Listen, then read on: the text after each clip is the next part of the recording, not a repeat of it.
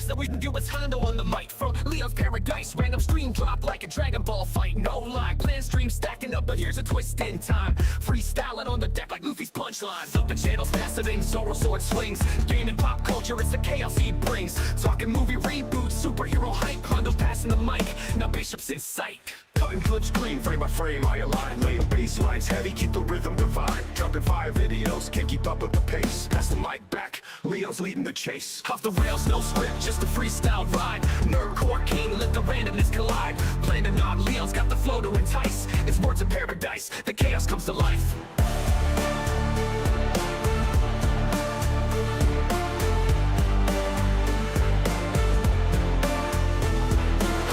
No script, just a freestyle ride. Nerdcore king, let the randomness collide. Planning on Leo's got the flow to entice. It's words of paradise, the chaos comes to life.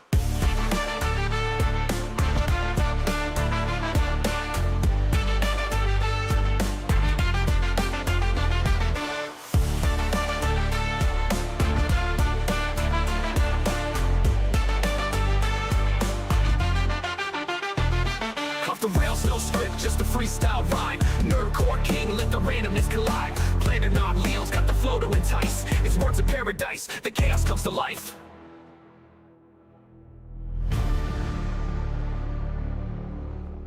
Welcome back to the Lunch Hour. How are all you vital idols doing? I have been wanting to take a look at this. It came out a couple days ago. In fact, it debuted, it was live while I was recording stuff for my stream and whatnot, or for my videos, and so I couldn't watch it. My thought was, you know what, this is going to make for great content, but I didn't want to just, like, look at snips, do stuff out of context, because I already have pretty thought, emotions, pretty direct views about both these individuals, but I thought, you know what, the best way to go about this would be unaltered, uncut, going into it raw. So yes, today's lunch hour, instead of going through a few topics like we normally do, one thing only, we are going through the Piers Morgan, Nick Fuentes debate. Can you really call it a debate? I mean, it wasn't like a sanctioned event. There's no moderator. I don't really know what this is. But they're going to, of course, call it a debate. So, yeah, we're going to do as much of this as we can. I have a pretty hard cutoff time at about 3:45 my time. But we're going to get through as much of it as we can. Before that, let's see who we got in the house here. I see my boy. I see Minimal Effort Live. What up, Tebow? Free Expression Warriors in the house. Pokey, the one and only. Grave 1383. You love to see Matt Stamford's in this bitch. Shout out. Malty is here. Yeah, only a few minutes late. No worries. Yeah, we ain't got started on anything yet. We ain't gonna start on anything. Yeah, for those of you guys that didn't check out earlier's video, make sure you do that. If you be so kind, do your boy a solid. Good video today. But yeah, let's go ahead, not beat around the bush, not waste any time. Let's just get right into it. Yo, we got the straight Sith male, War Wizard 7A, Zalozi. Alrighty, crew. Let's watch us a debate. Or you can't make this statement, and I think that's just why it jumped nearly an hour ahead. All right, well, let's fix that. I haven't seen any of this. I don't know why it would do that. Okay, hold on. There we go. To talk to me and talked a lot. I don't think we can give him a platform. A little bit. Now we'll so start. Now we there had it on is. this My bad, guy, guys. this Fuentes guy, and never challenged him. You should have Nick Fuentes on your show, and you could ask him questions about that. No, the PC's not finished yet. We got most of them not time finished. Talking about Nick Fuentes, but not actually to Nick Fuentes. People who say you shouldn't give him a platform overlook the very obvious fact that he already has a platform of his own, which is often bigger than most of the people complaining. And he uses it to speak unchallenged to his many followers. It's on that basis that I've invited him to appear live and uncensored on my platform. And Nick Fuentes joins me now. Nick Fuentes, welcome to Uncensored. Hi, great to be with you. I don't know you. I don't think we've ever met. You can correct me if that's wrong. I know about you. I know that increasingly people are talking about you. You know, out the gate, again, as you guys know, I'm not a Nick Fuentes fan. I think that his rhetoric is 9 times out of 10 indefensible. I do think that as a proponent of free speech, you should be allowed to say the shit he says. I think I'm much of a counter bad ideas with good ideas type of folk. I also don't think he's never right. I think there are certain things he's absolutely right about. However, this is already, you can tell, off to a weird start because Nick says, "Hey, pleasure to be here." There's no "Hi, how are you?" There, from Piers, there's no "Hi, how are you?" There's no "It's nice to see you as well." There's no "Thank you for coming." Nothing like that. It just goes, "We never met." It seems like there's already a preconceived notion about how the conversation is going to go on Piers' end. Shout out Piranha Pout. I see at $49 super sticker. Thank you so much. In a more mainstream environment than you may be used to. So for those of you who know nothing about Nick Fuentes, I want this to be an opportunity to get to the real person. I don't know who that person is, but I do want to use this opportunity to get there. I've seen you talk, as we prepared for this, in exchanges with people and on your show, saying you fear it's going to be very hostile, it's going to be an ambush, all those kind of things. I don't intend it to be overtly hostile. I don't intend to ambush you. I intend it to be an examination of what you said on the record, an examination of what you believe or what you say you believe, and an examination of what your rising popularity says about the state of the conservative movement in America. So those are my goals. What up, C-Brew? From this interview. What are your goals? Why are you doing it? I thought it'd be interesting. And, you've talked a lot about me on your show over the years, and this is the first time you actually extended the invitation. I think it might be the second, actually. I think we talked about doing it during A24 a few years ago, but you've talked a lot about me with the panel, and now you've extended the invitation to talk to me. And I think it'd be interesting for me to maybe clarify some positions and maybe get to know you a little better as well. So I'm looking forward to it. There is a belief that you have... Yeah, see, once again, so I'm looking forward to it. Again, whether you like Fuentes or not, he's being at least camera cordial, right? He's being camera cordial. He's saying the things that a good guest should say. I'm already not seeing that reciprocation from the host. That's kind of bad two form. Personas. There's one that you roll out now for podcasts and for shows like mine, where you come across as reasonable. And then there's your show on Rumble, where you often come across as having, a very unreasonable view on things. This is what Coleman Hughes said about you. Nick. So before I hear what anyone has to say about it, I will give my thought, and we'll see how it's how the answer impacts it. His show's on Rumble. Now, when Nick goes on all these other shows, whether it be Tucker Carlson, whether it be on a myriad of shows that he's been on, right? Candace Owens, what have you. He comes on YouTube. Obviously, YouTube has much more stringent TOS than Rumble does. So if he's changing the way he speaks or changing the tone or whatnot, I would imagine that's at least in part to be a good guest. You're a guest in someone else's home. You sort of, especially if it's on a platform that you aren't allowed to be as, espouse as much rhetoric as you would on Rumble. To me, that would just make sense. Fuentes knows exactly what he's doing.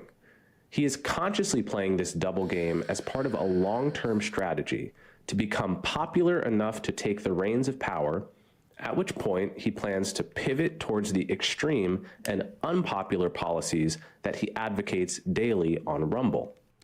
So first of all, what is your response to that?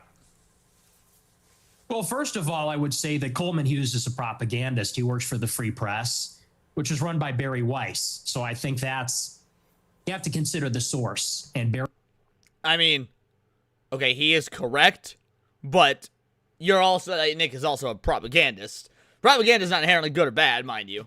Barry Weiss is a pro-Israel partisan. Free Press is just bought out by CBS for $150 million by Larry Ellison or his son David Ellison. And so I think that's coming from a particular point of view. We can't pretend like that's coming from a vacuum or from some fixed position. That's coming from a propaganda outlet that's in favor of Israel. That's first. But second, I would say he is right about the two personas. And I think that everybody understands this on some level. On my show, I make jokes and I use rhetoric and I'm hyperbolic because for a long time, I had an audience that was small on these dissident platforms. I was on D Live for many years. A lot of people don't even know what that is. And so I had a small following and we had sort of an in-group sense of humor. and memes and things like that. And you talk about it one way on a freewheeling live stream when I'm by myself and I'm ranting and we make jokes and we play devil's advocate, we play with different positions. But then when you sit down in an interview like this one and people ask me a good faith question, what do you actually believe? Well, then I clarify and I say, well, here I'm not joking. Here I'm not being hyperbolic. I'm not being rhetorical. I mean, as somebody who does many shows, both my own that are solo, I do my own shows with panels, I am a guest on other people's shows frequently. Yeah, I would say he is 100% correct here. Again, whether the answer is in good faith or not doesn't really matter. It's logistically and factually correct. I hold myself different on other people's shows because it's their fucking show. Why would he be any different? Tell you precisely what I believe. As far as this idea that I'm going to get power and then turn into Hitler, that just sounds totally insane to me. I'll be honest. It just sounds insane. Do you have aspirations for political power? Not really. I think that if I wanted to run for office, I wouldn't say a lot of the things that I say. I don't know that a lot of people would vote for me. I tend to offend everybody, even a lot of people that like me. So no, I'm a truth teller. I like to tell the truth. I like to do my live stream. Who is Nick Fuentes? Tell me about your upbringing. I know you grew up in the suburbs of Chicago. Tell me about your early years. Sure. Or early how? Like my childhood or a little bit later? Yeah, your childhood, yeah. Well, I grew up in the suburbs of Chicago in LaGrange Park, as you say. My parents are ethnics. My father's half Mexican, half Irish. My mother's Italian. And they both came from a pretty rough upbringing themselves. They both were raised by single mothers, not because of divorce, but because both of their fathers had died. They endured a lot of dysfunction. And I think that's one of the reasons they came together and they related to each other and they wanted to create a normal upbringing for their children. They wanted to have a normal family life. And so they moved out to LaGrange Park away from the city. And they raised me and my sister and really put us first. I think that's a big reason why I tend to have a lot of these family values or Christian values. My mother quit her job and stayed at home to raise us. And so I have a very close relationship with my parents, with my sister. We're a very tight family. And we grew up in a pretty idyllic town. And maybe we can sort of get into a conversation about politics from this. I loved my upbringing. My mom stayed at home. My dad was working. We're in a mostly white suburb in Chicago. I was maybe half Catholic, half Protestant. It was a baseball town. I played baseball for many years. In Chicago, we love. I was surprised homie played any sport whatsoever, because looking at him, bro, he's just a towel boy. Like, he is the towel boy. He is the water boy. I couldn't believe that he even lifted a bat. Of our hot dogs, we have our baseball parade and get a hot dog. And so I love where I came from. I love the city. It's a working class city. I love the people here. They're very good, humble, down to earth, decent people. And I guess I had my political, not to jump ahead, but this is a big part of where my political awakening came from. I sort of left this bubble, if you could call it that. When I went to college in 2016, I went to Boston University and I read a lot of things online and I realized the country does not look like LaGrange Park. It doesn't look like Western Springs or Hinsdale or Elmhurst. It looks very different. The country's undergoing a radical transformation because of immigration. And so I saw that and I said, this is not really a desirable change. I don't like the south side of Chicago or the west side or LA or certain parts of Boston as much as I like where I came from. And I guess that's what made me an American nationalist. I said, I want to preserve my home and the things that are familiar to me and the things I like about my home, what makes it America. So that's a little bit about my background. I don't know where you want to go with that, but that's kind of where I came from. My first obvious question is, were your parents immigrants to the United States, or were their parents, or were their grandparents? In other words, at some stage, I presume there were immigrants in your family who came to the US. Is that correct? There were. I believe my mother was fourth generation and my father was third generation. So their ancestors came here on my mom's side in the 1860s, I believe, the first wave of Italian immigration. My father's ancestors, I think they came on the turn of the century. I want to hear shit at Hacky Sack groups. Those were awesome. 1900. I was in several of those. So your view of immigration, and we'll get to the specifics about your views on immigration, are they not affected at all by the fact that if it wasn't for immigration, you wouldn't exist as an American? Well, I would certainly exist, but like you said, maybe not as an American. Certainly that's influenced in some measure. But I think that the kind of immigration that we had for a long time in the country, it's different than the immigration that we have now. And let's just say for That's openers, factual. it's different immigrants. They're coming from a different place with a That's different also culture, a factual. different religion. It's not the same as it was. So first, you have a qualitative difference. My ancestors, for the most part, I have 3 European grandparents from Ireland and Italy, 1 from Mexico. They came from Europe. They came from a society where there's a common ancestry, there's a common religion, common civilization. The people that have come in since 65, since Hart-Celler, they're coming from China, India, the Northern Triangle, Mexico, Venezuela. And so first, they're just different people. Secondly, it's a quantitative difference. There's way more, and it's an unceasing, always increasing wave. For the first 3 or 4 waves of immigration, you would have a major influx of immigrants, and then it would stop. So far, I mean, again, you could say he's like holding himself to like this because he's on Piers' show. He's trying to sound more rational, more reasonable. Whatever the reason is, right now he's objectively correct. And Tebow is correct in his statement in the chat. Just gonna say this: it's not white nationalists to recognize that European immigrants are preferable to Muslims, Arabs, Somali. Yeah, 100%, 100%. There's such a vast difference in culture that yes, obviously that's different, and like 9 times out of 10, if not 10 out of 10. Is less preferable, is a net negative. Given the choice between the two, yeah, one is worse than the other. And they'd have another wave, and then it would stop. This one, it just keeps going up for 35 years, and it's too many. So that's really where I would draw the distinction between maybe where I originate from. I would even just simply call that immigration. What this is an invasion. It's a completely different policy. But you can't mentioned, even call it the same thing. You mentioned Mexico in that list, and your father is half Mexican. So yeah. I mean, by your criteria, part of the invasion would include your father, presumably, and his immediate descendants who came from Mexico.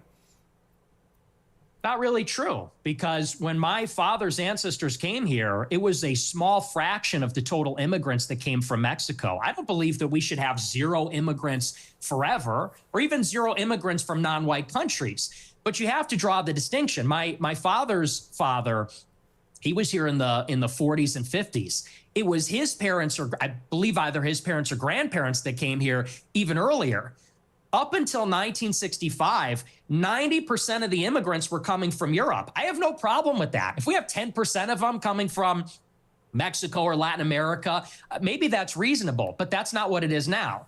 Now you've got 10 million illegals in 4 years under Joe Biden, and you got millions more legal immigrants from China, India, Venezuela, El Salvador. And it's so many with no break for assimilation, and they're all from non-white countries. It's transforming what America is. And again, that's the distinction. That's what makes it unacceptable. I always believe everybody's a product of their environment. Right? I've interviewed thousands of people. Maybe 3, 4, 5,000 people from all different walks of life. But the one common theme I would say is everyone's a product of their environment. And I was reading some stuff about you in the last few days.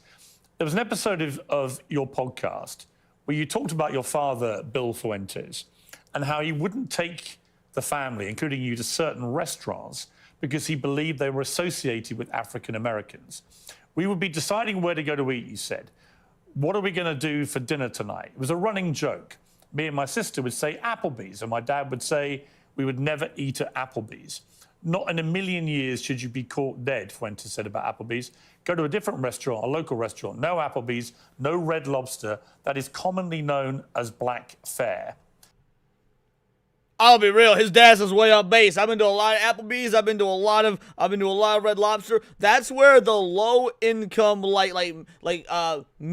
lower of the middle class whites go to feel like they're upper class. I don't know what he means by those being like black restaurants or whatnot. You're talking black restaurants, you're talking like fucking, Church's Chicken and shit. So yeah, where Papa Fuentes came up with that seems to be like absolute nonsense to me. And you also shared another story about your family and restaurants. Said before me and my sister were born, my family had a saying about You can say it hurt, but you can't say it a lie. You can say it hurt, but you can't say it's a lie. And mind you, the reason I have this worldview is me too, brother. Me too. You want to take girlie out for a nice date, but you a low-income kid from the fucking Midwest in a town of 1,000 people? You take him to the Applebee's. You take him to the Red Lobster. Olive Garden that contains the N-word that we're not allowed to say. So my question, based on that anecdote that you say on your own podcast, is do you think you grew up in a racist environment, that your father was inherently racist, and that thought process moved to you? Well, I would say it's a new low. I've been attacked for being a racist many times, but to attack my father, to attack my parents based on anecdotes, I would say that's sort of a new low. Hang on, it's your anecdote.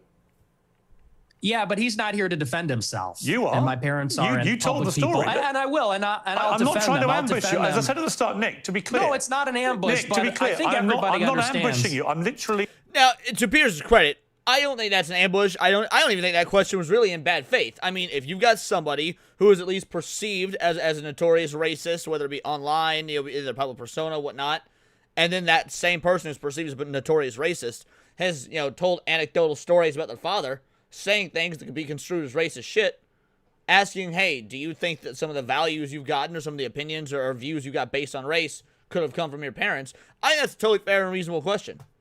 Reading an anecdote that you revealed on your podcast. It's you that's put it in the public domain. I know. I'm simply asking you whether my assessment of that, which is that your father didn't want to take you to certain restaurants because of what you refer to as, they were commonly known as black fare, whether that attitude to African Americans in that instance permeated to you.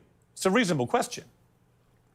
Yeah, no, like I said, I think everybody knows what that is, but I'll address it. I'll engage with it, and I'll defend my father from the charge of racism. Sure. No, my parents are not racist, and they've never been racist.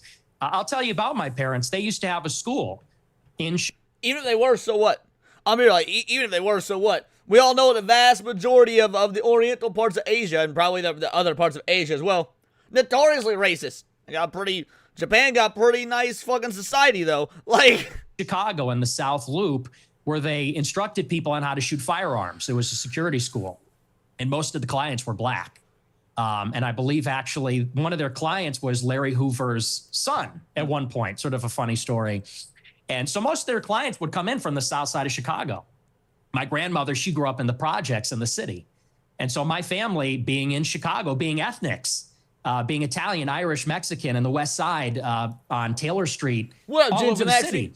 My family for many generations have lived near and around black people. And look, my views about black people and their views about black people are shaped with experiences with black people.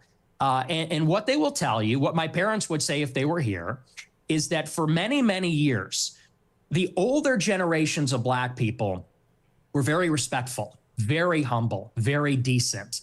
In fact, my grandma used to have an anecdote. She grew up in a lot of dysfunction. Her mother was mentally ill, and they would be having dinner in the projects, and there'd be so much chaos and dysfunction and disagreement and fighting. And she would look across the way out the window at a black family in the other apartment, and they'd be holding hands around the table saying grace. And this is sort of the culture that used to prevail. But now what you have in the city is that there's no accountability for the black people. And now Chicago has become a complete dump because these teenagers go out and they take over the city. They call them teen. Now, I would say that attributing that to race, like in the city, is a bit of a stretch because city life, kind of regardless of race, when you've got that heavy lefty liberal-minded, city life, it's just bad in general. White gangbangers, you got Mexican gangbangers, you got black gangbangers. I mean, shit, I'm even led to believe there might be fucking Asian gangbangers. Like, what are you guys fucking doing breaking into cars? Don't you got me math to be studying? So, is it predominantly black? Yes, but that's because these are predominantly black areas. However, this sort of culture breeds regardless of the skin color. Takeovers. That's the euphemism for it. They're teenagers, but they all come from the same neighborhood. They drive up there and they mug people and attack people and they destroy cars and destroy shops. We had the Festival of Lights. Well, Tebow says, okay, but crime statistics don't lie. Correct. Crime statistics don't lie. However, that's why there's, statistics. Obviously, there's going to be outliers every statistics. So if you've got an area that's 90% black, and then you've got, that's got an incredibly high crime rate. Yeah, absolutely. Obviously, the majority of the black's going to be, the majority of the crime's going to be black. Yeah, statistically, that bears out completely normal. However, also take someone, that grew up like, me in the Midwest. I've lived in a few different super small towns, being in Oklahoma, in Missouri, where we had a low black population, but the blacks that were there, didn't act on those sort of like, gang banging and the sort of culture that you see in the inner cities. So statistically, it makes sense because statistically, there are black people where this sort of stuff's happening, whether they're the entire cause of it, part of the cause of it. Point is, I would say the culture of big city life, especially low-income big city life, is different than the culture of small-town life, whether it be, again, white or black. Yeah, that's just what I'm saying. I think there's a regional or cultural factor when it comes to the population and the type of city or town or state or wherever you're in. A couple of weeks ago, it's supposed to be a family event. And they light up the trees and there's a big parade. I was in the parade one year and you had a bunch of black people there shooting each other. 7 people shot, a 14-year-old killed in the Magnificent Mile. And I know there's a lot of black people that feel the same way about this. They say, we've lost control of the city and we're looking for accountability. We have a lot of black people that are always outraged about racism, outraged about attitudes from white people, but they're never ashamed of some of these behaviors, never ashamed of some of the things that go on. And that's why I think there's a lot of negative attitudes these days. And as someone who grew up in the trailer park, at least for a while, you're 100% correct. Straight Sith male, 100%. I've seen some egregious acts from dumb fucking whites in the trailer park. I've also been a dumb fucking white in the trailer park at one time or another, but that's neither here nor there. And so, again, I think those attitudes, you say I'm a product of my environment. I am. And so are my parents and my grandparents. Unlike you, because you're not even American, in Chicago, we have to live in a big, diverse city where there's a lot of different kinds of. Well, to be fair, in the UK, they do have to live like that now. It's called Londonistan. They got a whole lot of folk that taking care of their fucking 9-year-old little girls. Like, to be fair, there is some forced diversity they have to live with in the UK now. People and I think anybody in Chicago will tell you the same. I live in London. It's one of the biggest and most diverse cities in the world. But it's not the same. Well, actually, it's a big diverse city. The only difference is we don't have the gun violence because we don't have guns. That's a whole different story. I don't want to get into that with you. I have got into that before in America. You got a knife problem. You got sword problems. We have problems with Aladdin. We have problems with violent crime. I make no pretense of it. So the idea that somehow I'm cosseted in London because I'm not in Chicago. I didn't say that. Well, you kind of implied it, but I guess my point about the environment, I'm not saying you are a product of your environment. I'm saying most people are in some capacity. When I read that anecdote, which just to remind you, it's not something I have put out there. You told this story, right? And you said that you said this. We're looping. You said this already. But you haven't really directly, I think, responded to it. Well, okay, Nick did respond to it. He said, no, my parents weren't racist. And then he gave a few anecdotes about how well his parents got on with people of other races. So he did, in fact, answer it. Which is whether your father would not take you to certain restaurant chains because he associated them with black Americans. Is that true?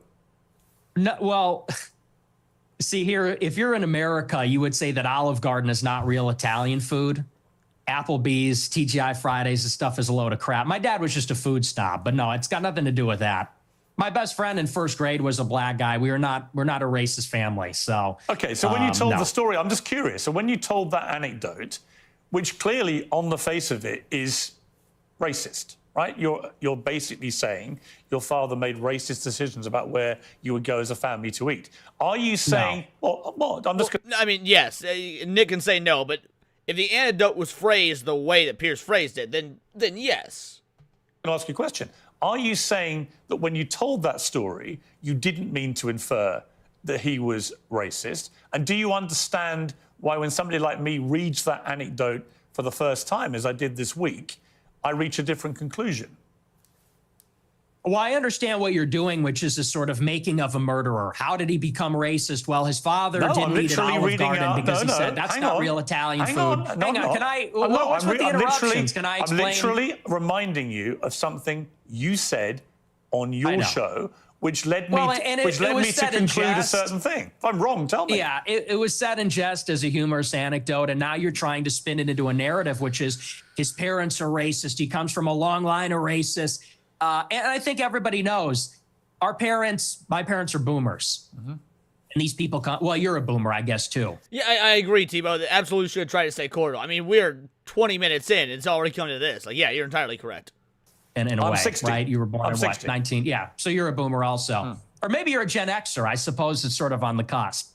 But it's a humorous anecdote. These are kind of the attitudes of baby boomers in society, but you're trying to spin it into a narrative, which is you're a product of your environment. Your dad's racist because of this joke. Now you're a racist. And I don't think that's a fair characterization. Okay. People can make their own minds up. They can go back and listen to you say it. I mean, the beauty of what I'm going to talk to you about in this interview is that... To be fair, I wouldn't call Piers a clip farmer. At the end of the day, he has got one of the very few shows on X that has the sort of respect that idiots that still respect the mainstream media also has, while actually covering topics and having guests on that would not be allowed on the mainstream media. So to call it clip farming, I think is a bit disingenuous, though I won't say that it's like nearly as valuable as other shows that are like let's say Dave Smith's show, for example. Almost all of it is just going to be reminding you what you have said and asking you what you meant. Your position about that story is that it was a joke, okay? I want to come to something else you said. This is where you talk about Jews, women, and blacks. Let's just take a listen. They're always coming up with, no, it's not the Jews. No, it's not women. No, it's not blacks. It's actually really complicated. No, it fucking isn't at all. Jews are running society. Women need to shut the fuck up. Blacks need to be imprisoned for the most part. And we would live in paradise. I will agree about the women shutting the fuck up part. That part I would say he's absolutely correct on. It's that simple. Okay. Would you like to clarify what you meant there? It would be hilarious. He was like, "Oh yeah, no, I'll clarify. Jews run the world. Women need to shut the fuck up, and blacks, for the most part, need to be in prison." Like, just repeat what you. That would be fucking funny. All true. That's Yes! 100% true. Everything I said in that clip is true. Including that blacks need to be imprisoned for the most part. Yeah. Yes. But all of them? No, for the most part. What does the most part mean? What percentage of American blacks would you like to see in prison? Whatever the percentages of the murderers. I think it's 1 in 20 black men will commit a murder in their lifetime. So maybe let's say that, 5%. Oh, so you're talking about black people who murder people? Yeah. Oh, absolutely. Yeah. But you didn't say that. That's You the just... Oh yeah, okay. Again, I'm not even a Nick Fuentes fan. I think it's because I think the way he speaks muddles a message that is outly like in practice probably actually a beneficial message that would lead to a bright society. But again, the way that a message is portrayed is really indicative of how it's actually going to play out. Needless to say, when he says that blacks should be in prison for the most part, anyone that's using common sense would likely assume he means black people committing crime. Which, mind you, you could say the obvious thing, which applies to really anybody committing crime anyway. But like, yeah, that's common sense would dictate that's where your mind would go. Blacks need to be imprisoned for the most part. You didn't clarify that you were talking about black murderers. Right. No, you're right. That's a good addition to that. That's a great point. Do you think it's funny or? Yeah, I do. I think it's hilarious. I think it's totally true. Do you think a black American would find it funny? You think that blacks should be imprisoned for the most part? Black? I'll be real. I bet Kata would have laughed his ass off at that. I bet Trace would have laughed his ass off at that. Like, I know some fucking blacks that would have laughed their ass off at that. Yes, absolutely. Blacks are my biggest fans. I get high fives all the time. They say, Nick Fuentes, I love your show. They agree with me. And you want to know why? Here's the difference. Black people are the most victimized by other black people. You think black people want to live in the hood and the ghetto and get shot all the time? That's what happens in the south side of Chicago. You should come here. I'll take you there. We could go to Garfield Park. My son went to Chicago Inglewood. University for a year, actually, several years ago. Yeah, that's a bubble. That's a bubble. You think you're in Chicago and Hyde Park? You don't know Chicago. Go a little bit west. See what it's like over there. I would say you're and correct, I'll tell you, Tebow. black people agree with me because they're tired of it too.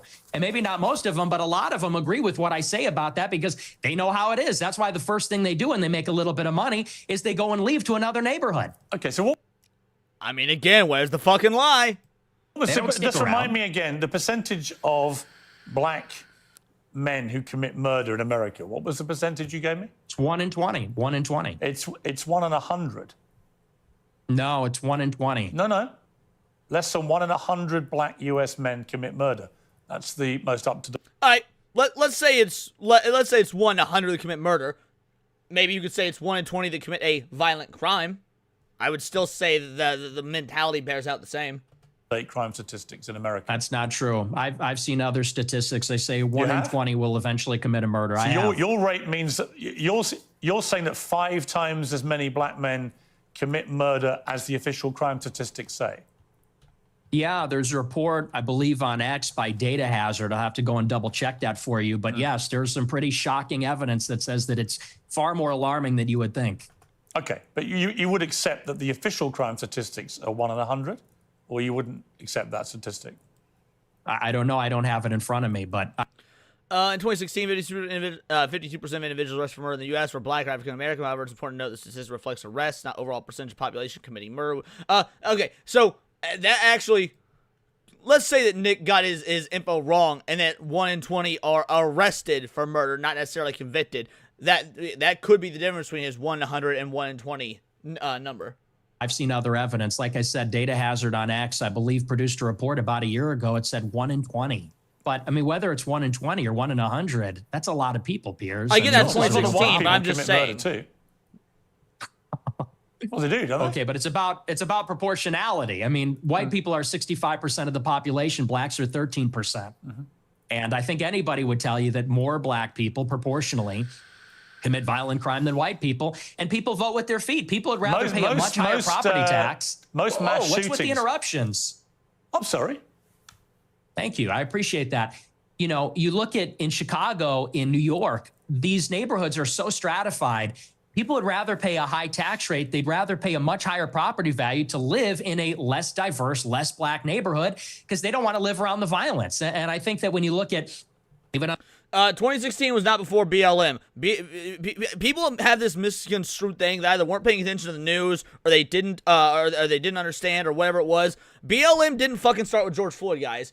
BLM started under Obama. BLM started in, I think, 2014 or whatnot after the shootings of Trayvon Martin and Michael Brown. All right, after Ferguson, Missouri was basically declared a war zone. It was a state of emergency. I wasn't in Ferguson. I was about 7 to 12 miles from Ferguson a week after Michael Brown. Like, BLM didn't start with George Floyd and the Summer of Love and whatnot. BLM has been around since the Obama administration.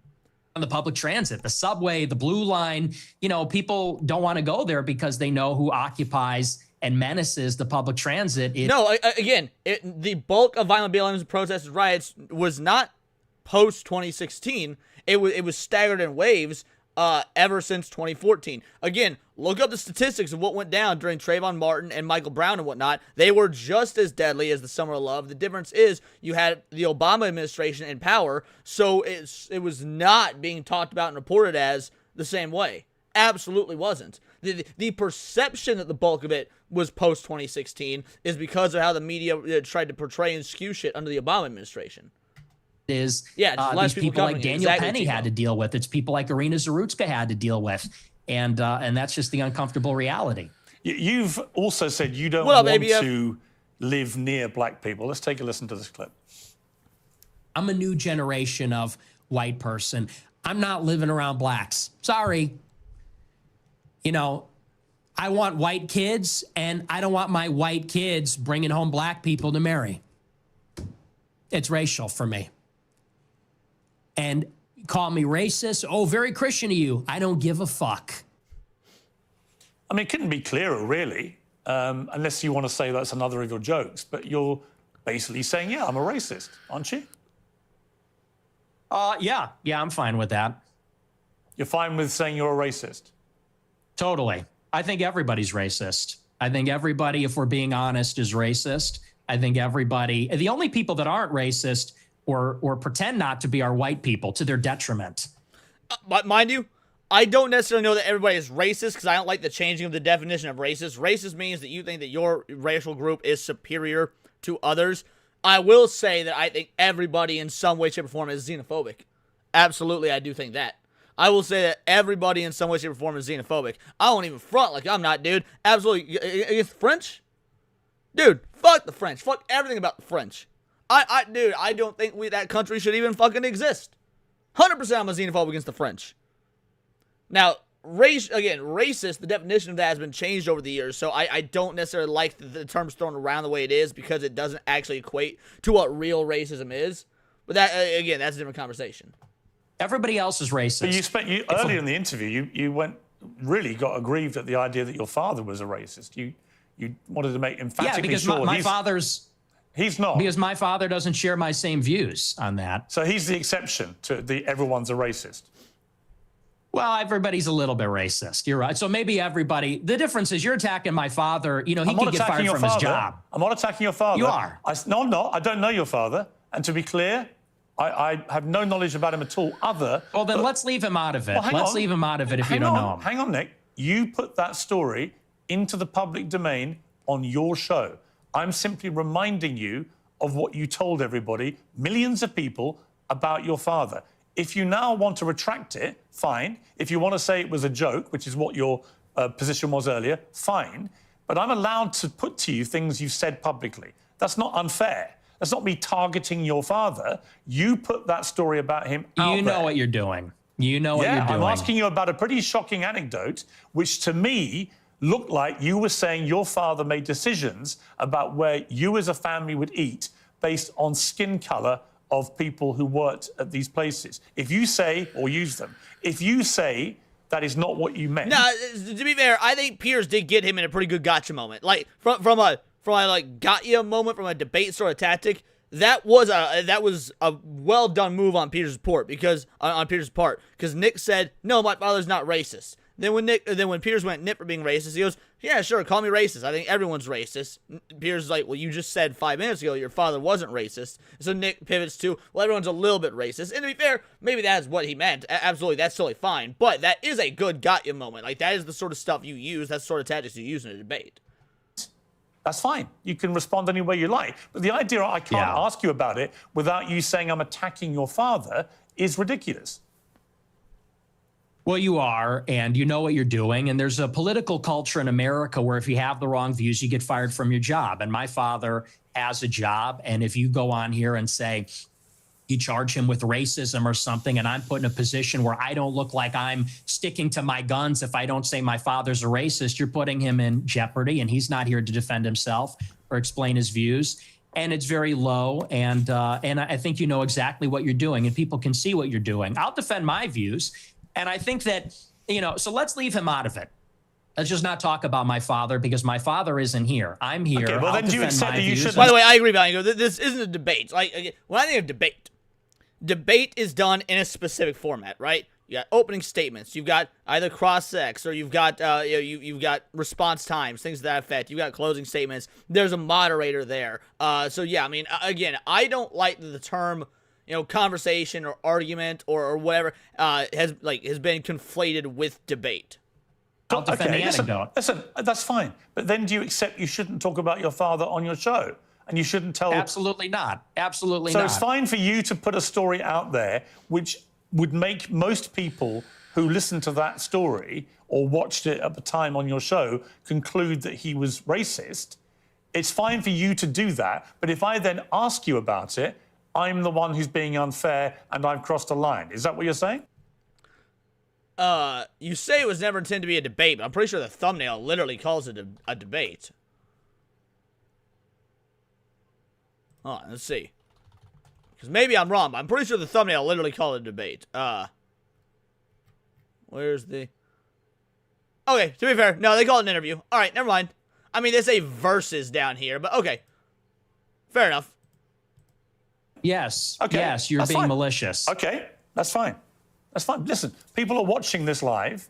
they can draw their own conclusions about whether what I just And they did. will. Yeah, and I'm sure afterwards, by the way, you'll say, he ambushed me with your own... No, the quartering, my channel's under attack. That was Atreus doing a fucking troll job. That wasn't actually a quartering video. That was Atreus doing a troll job at his own channel. A very well done one, by the way. With your own words. Whoa. With their own words. That's a little presumptuous. I'm not going to say it's an ambush, but I think that's a low blow. And I think you know what you're doing, and that's fine. You're a tabloid journalist. I expected that. I don't think it's an ambush because I knew it would be like this. And people will see what you're doing, and I think they'll say it's low. But as far as you want to talk about racism, I do. Let's talk about absolutely is. racism. Let's leave my dad out of it. Look, you've admitted you're a racist, correct? Yes, 100%. Okay. Own it. Okay, that's fine. You're perfectly entitled in a free democratic society to stare down the barrel of his camera and tell me you're a racist. People can judge you accordingly. Many people who have assumed that you're a racist will now have heard it from your own lips. That's fine. There you go. That's the point. The point of this interview is to go over the things you've said, which have led people to reach conclusions about you, and to ascertain whether those conclusions are fair and reasonable or not. That's it. Thank I want you. to play you another clip. This is what you talk about why white people are justified in being racist. Let's take a listen to this. First, white people are every single bit justified in being racist. Every single bit justified, to the extent that that means going out of your way to avoid black people when you see them. You stand by that? Absolutely. Absolutely. Absolutely. So white people should go out of their way to avoid black people when they see them. Absolutely. They would be wise. Why? Because it's a lose-lose proposition. If you're Irina Zarutska and you don't walk the other way, you get stabbed to death and you die. If you're somebody else and you walk on the subway and you stand near a black person or something, maybe it's fine. It's a lose-lose proposition. So no, I think that white people have been beaten. I mean, again, if we're looking at statistics, we're looking at probabilities. He is correct. If you look at the crime statistics in blue cities, and you're standing next to, let's say, an Asian individual and a black individual, statistically, which one's more likely to commit a crime against you? Like, again, whether you like the assessment that Nick has or not, I don't really care if people like it. When you look at the numbers, it's true. Into submission, that we're afraid to tell the truth about it. And the truth is that when you go into these major cities like New York, it absolutely depends on where you live, right? It absolutely depends on where you live. Like growing up in small Midwestern towns and whatnot, I've never really had any sort of fear of black folk. Never, dude. Like there's no reason to, because it's a small fucking Midwestern town. Everybody knows everybody. Everybody acts the same. Everyone talks the same. Shit like that. But yeah, somewhere like New York. Absolutely the fuck not. Absolutely the fuck not. Is it the same? or Chicago, I believe she was in North Carolina. There is a menace, which is young, black, adolescent men. They're extremely violent. And we have been told that we have to pretend like they are every other person. We have to be colorblind to that. And we're supposed to go and be in the midst of all this danger. And I think that at this point, it's gotten out of control. You look at the BLM movement, they said that the reason that black people, are violent, or the reason there's crime, is because of police brutality, or redlining, or all these other things. They said we need to get rid of the police. We need to defund them.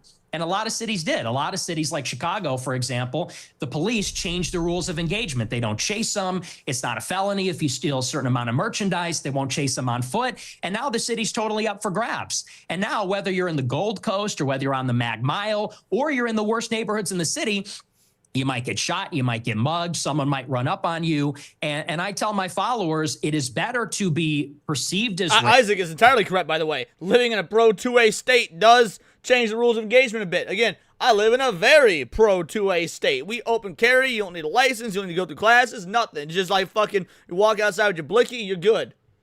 I'll be real, I don't see a whole lot of dumb racist shit here. Racist or racist, and walk the other way and maybe keep your life, than to say, I'm a good anti-racist. I don't mind that this person's making me uncomfortable. Maybe he's looking a little froggy. I'm going to sit down because I'm a good person. and get stabbed, mugged, whatever. And by the way, this is a strategy. They call it the friendly stranger. There's a crew of them. They do this in Chicago. They stand outside bars, black people. They approach strangers. It's a robbery crew. And they pretend to be a friendly stranger, and then they mug them. And stupid white people say, oh, hi, yeah, nice to meet you. You know, they grin, they laugh, they put up with the nonsense, and then they get mugged, or worse. Sometimes they get executed. And so as a white person, how do you feel about mass shootings at school? I think they're bad. Who do you think commits the vast majority of the mass? This is a real... look, I want to say this is about to be a disingenuous line of questioning. However, in effort to be good faith on my end, because I'm a good faith individual, Piers is British. I don't think he understands... I truly think there's at least a possibility he doesn't understand why this is about to be a ridiculous... Why this is about to be a ridiculous line of questioning. Shootings. I'm sure it's white people. Right. So how do you feel about that? I think that white people do more antisocial violence. I think black people participate in more gang violence. I think that's the difference. What's the difference to the victims? I mean, has Nick ever made the claim that, like, white people who do violent crimes shouldn't go to prison? I'm gonna be real. I don't see the relevance of this question. There's no difference to the victim, but it's a different kind of crime, and it's a different proportion also. Do you know what percentage of white people are school shooters? I know that the vast majority of mass shootings in schools in America this century were perpetrated by young white men. And I'm just... What proportion of... What proportion? I'm curious. What proportion? I'm curious whether your advice would be to people who have kids in these schools. Wait, is my mic working? What proportion? Should they avoid white people at school? Again, Nick is asking the exact correct question here. What proportion? Because, again, if we're looking at this numerically, if you are making a risk assessment based on numbers, you are far, far, far, far less. I would be willing to say thousands upon thousands of times less likely to be the victim of a school shooting or to be in an environment where a school shooting can occur than if you were to be in an incident where some sort of violence can occur in, let's say, inner city New York. I mean, again, this is completely irrelevant. People with the kids at school avoid young white men at school? No. Okay. Do you know what per capita means? Do you know proportionality? There are more black people proportionally that engage in violent crime or are involved in gangs, especially in these major cities, than there are white people that are school shooters compared to the entire white population.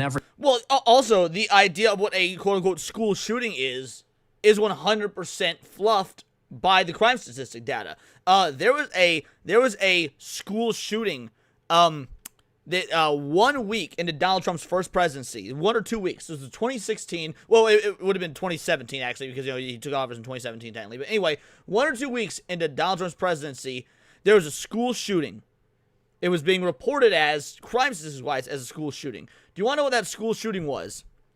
Some dumbass kid or adult or whatever, I don't remember the person's age, was playing with a gun in their house. They shouldn't have been. The gun went off. It shot through his window and into the window of the school that neighbors his property.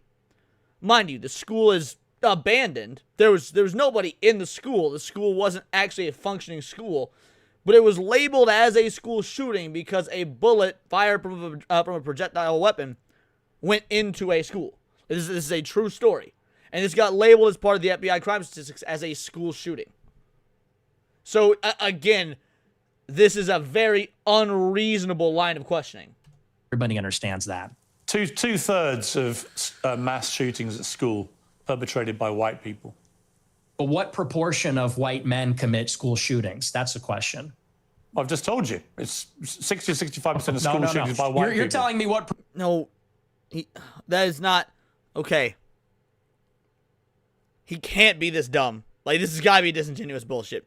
If you've got 10,000 white dudes across 10 schools, what is the proportion that one of those white dudes would commit a school shooting? What is the statistical likelihood?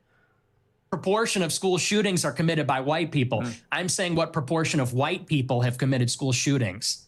Are you playing dumb, or are you just not that What smart? difference does What's that the make difference? to the children lying dead on the ground? It makes a huge difference when you're talking about statistical risk analysis. See, now you want to jump on the victims. The difference is you're asking, would you fear white people or black people? And that's the difference. The difference is in terms What I'm saying of to you is, by your logic, if we now have agreed that the vast majority of mass shootings in schools are committed by white people and predominantly young white men, then presumably your advice would be to avoid young white men because they perpetrate these massacres. But it won't be because they're white, right? So are you playing dumb, or are you actually dumb? Maybe it's I'm about dumb. proportionality. Maybe I'm dumb. You are because you're, well, I don't think you are dumb. I think you're smart, actually, but you're deliberately avoiding per capita. And everybody knows that's the difference. What proportion of white men are school shooters? It's probably 0.00001%. What proportion of black men have committed violent crimes? It's probably like 5%. I don't know what it is off the top of my head, but it's very high. And I would add to that, even as it concerns schools, why do you think parents pay a super high property tax to live in a school district where there's white people? Because they know that if they go to the black school, it's going to be the Bloods and the Crips. It's going to be gangs. It's going to be, you talk about school shootings. Nobody talks about all the school shootings that are committed by gangbangers. I completely understand what you mean, straight sit male. And all the other violence that's associated with that. I mean, these schools in the south side of Chicago, it's just not livable. I have an answer for you, Nick. So the proportion of the population who carry out mass shootings is actually the same. I highly doubt that. I highly doubt that. Black and white. For white people, the proportion of the proportion again, of the population. are you hearing it? No. So I What's think the the trouble with your proportion? statistics is a lot of them don't bear much scrutiny. We have a bunch of fact checkers checking all this in real time. Okay. We'll do the math live here right now. How many white... let's use DuckDuckGo, because Google is bullshit. Let's use DuckDuckGo. How many white male citizens in the USA? There we go, white males in USA. Well, no, we specify citizens. It's fine.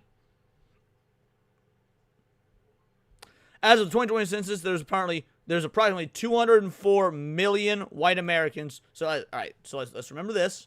204 million Americans, with a significant proportion being male, but specific members of white... okay. Let's say males along... So, oh, man, this isn't the proper number. Significant proportion being male, specific numbers of white males. So... all right, so we'll do 61% of 204 million, right? We'll do calculator. So we'll do 204. That was not correct.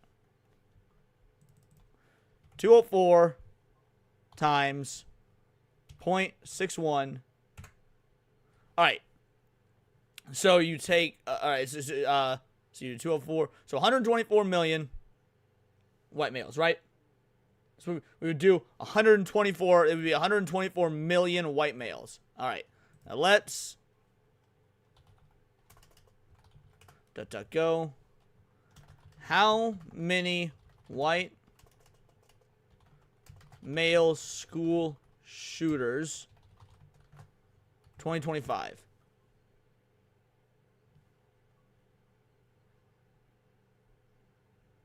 No relevant information found in your search. All right, how many? We'll do it like this. How many? We'll do school shootings total.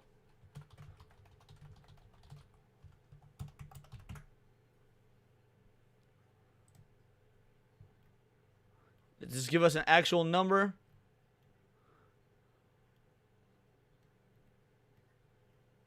All right.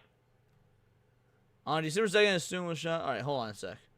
School shootings this year. How many were and where? School shootings, terrorizing students in 2025. We continue this heartbreaking, important work. There have been 16 school shootings this year. 16. So, I'm not even going to bother doing the math. If there have been 16 this entire year, and that's not even for accounting what race or gender any of them may have been. 16 this year out of 124 million white males. Okay? Now, I don't even need to look at the crime statistics data of black males that commit crimes to know that the numbers are not the same, not even close to the same. Yeah, that is literally as a weekend in Chicago. Exactly. Correct.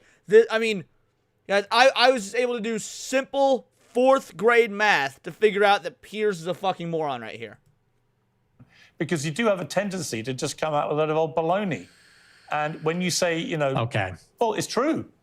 And when you're confronted with what's reality, figure? you don't like it. What's the figure? What proportion of white people have committed school shootings? With white people as the denominator and white people that have committed school shootings as the numerator, what's that percentage? For both black and whites, the proportion of the population who carry out mass shootings generally is about the same. No, yet, tell me the number, and then the only focus of your attention is the black shootings. Guys, reacting to this thing may have been a mistake. The black crime. You don't want to live around black people. You want to avoid black people. You don't want interracial marriages or relationships that may produce black people. And yet, when I point out to you that there are many parts of crime in America where actually there's a majority of white people that perpetrate them, you don't care. You don't have any interest in that. No, because it's a matter of white people proportionate to total population. Again, if we have 124 million white males and 16 school shootings, which, by the way, let's break this down even further, because earlier in the video, Piers Morgan said 2/3 were committed by white males. So we can actually take that number of 16 school shootings, we could technically cut it by 1/3, which would be roughly, what would that be? Roughly 10? Let's say it'd be like 10.5, right? So really only 10.5 of those school shootings would have actually been committed by a white dude. So out of 124 million white dudes, 10 school shootings by a male. By a white male. Like, if we were just to do this just off the top of our heads, use some generalized numbers. That is... I can't imagine how he couldn't grasp that concept. This has to be disingenuous. Absolutely has to be. Seabrew, member for 12 months. We'd love to see Nick ask who he would rather have a gun. AC is white male or T Piers. Man, I'm gonna be real, dude. I got no fucking idea what you're trying to say. I have no idea what you're trying to say there. Like, that is just, that comes like... I apologize. I'm not trying to be obtuse. AC is white male or a T. Oh, C is cis? A white cis male or a trans. I could just fucking said that. Alright, so would love to see Nick ask who he would rather have a gun. A cis white male or a tranny. Piers is strongest the trannies in sports. Okay. Now I get it now. Thank you. It doesn't exercise your mind. Maybe because no one's buying this. This kids. argument lost. No one is buying this. Everybody understands per capita, and people can even see what you race ahead and say, well, we're comparing the proportion of white and black school shooters. I said, no, compare the proportion of... Yeah, dude, you say I don't like Fuentes, but Piers is making him look better. Man, so far, this is a massive L for Piers. Nick is absolutely taking the W here. Piers Morgan may have just inadvertently created a whole lot more Nick Fuentes supporters with this interview. School shooters that are white versus violent criminals that are black, because that was the basis of the monologue, is that you're very likely, if you encounter black people or a young black man in the city, that you're going to be the victim of a violent crime, of a robbery, a mugging, a car theft, a carjacking, or a murder. That's the difference, and it's about proportionality. And everybody sees past that because we all live in reality. You want to talk about product of your environment. People that live in New York, Chicago, LA, we live in reality. We live in this environment and we see what it's like. And the threat, the danger in terms of probability it's not even comparable. And I would say this to your point. if you're in a high school and truly, if you see a white person who looks like a little autistic, he's got the SSRI stare and he reaches for a backpack, people joke and say, run. Similar. Don't even need to be like the SSRI stare. You see a white dude walk into a high school wearing a trench coat, everybody on high alert, bro. Trench coats ain't been in style since the 1940s. The only person that should be wearing a trench coat in a high school would be a Teenage Mutant Ninja Turtle.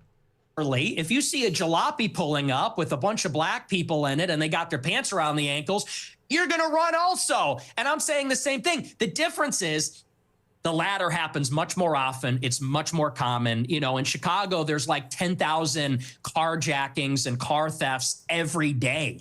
It's in the thousands. It happens all the time. How many mass shootings committed by autistic SSRI white people? I don't even know. I mean, it's probably in the single digits in the last decade in this city. That's the difference, and everybody knows that. But you're really just trying to carry water for liberal ideology. It's an ideological position. I'm really not. I can absolutely say, yes, there is way too much black on black crime, for example, involving guns in Chicago. And black on white also. Yes, but there is way too much gun violence in Chicago, right? I mean, it's indisputable. I've got no problem saying that. The difference is I don't then lead myself into a thought process where I have to avoid all black people in case they shoot me. And you've already conceded that you are a racist. So when people hear you then say, I don't want to be living anywhere near black people, they already have heard you say, I'm a racist, so they assume you're doing that because of people's skin color. I don't think you would probably dispute that, right? Okay, now I will say this has been one of the few good things Piers has said, which is why I've said ad nauseum at this point, I don't like the way Nick delivers his message. Because statistically, numerically, a lot of his arguments and a lot of his positions do bear out. That is, I mean, I would absolutely concede to that. But what Piers just said is correct. When all you hear is somebody proudly saying they're racist and then say something generic like, I don't want to live near black people, and there's no numerical or statistical argument that's been made, that does give the that does give the optics of, oh, he doesn't want to live people because of their skin color. Which, again, it's actually due to culture. It's due to culture. It's due to numerical data. It's due to these crime statistics, things like that. Yeah, I would say that Piers is right on the money with this line of thought process. Well, he doesn't lose by leaning into it. Nick doesn't lose by leaning into it. You're correct. Oh, you're separating two different things. The monologue when I said I don't want to live around black people, that was after Irina Zarutska got shot. And it's true. I mean, they are a largely in this city, in Chicago, the South Side, the West Side, huge criminal population, and I don't want to live anywhere near it. And I do. I want to live in a white neighborhood. I think that... Look, man, Tiger King called me a grifter, so I'm going to grift, right? I'm going to grift. I'm seeing a lot of filthy grays in this chat. What happened to all y'all's memberships? I'm seeing a lot of filthy grays. I think some of y'all need to change that, green it up, son. That's extremely desirable, and I think even black people do. Nick, you're perfectly entitled to that view.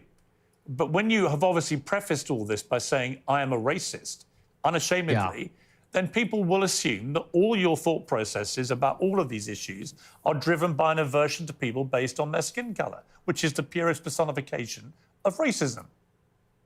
Well, it's not an aversion. I would say it's the opposite. I like my own people. My own people are familiar to me, and I think that's true across the board. I think that people seek out other people that are like themselves, and every other group does this, whether it's blacks, Hispanics, Asians.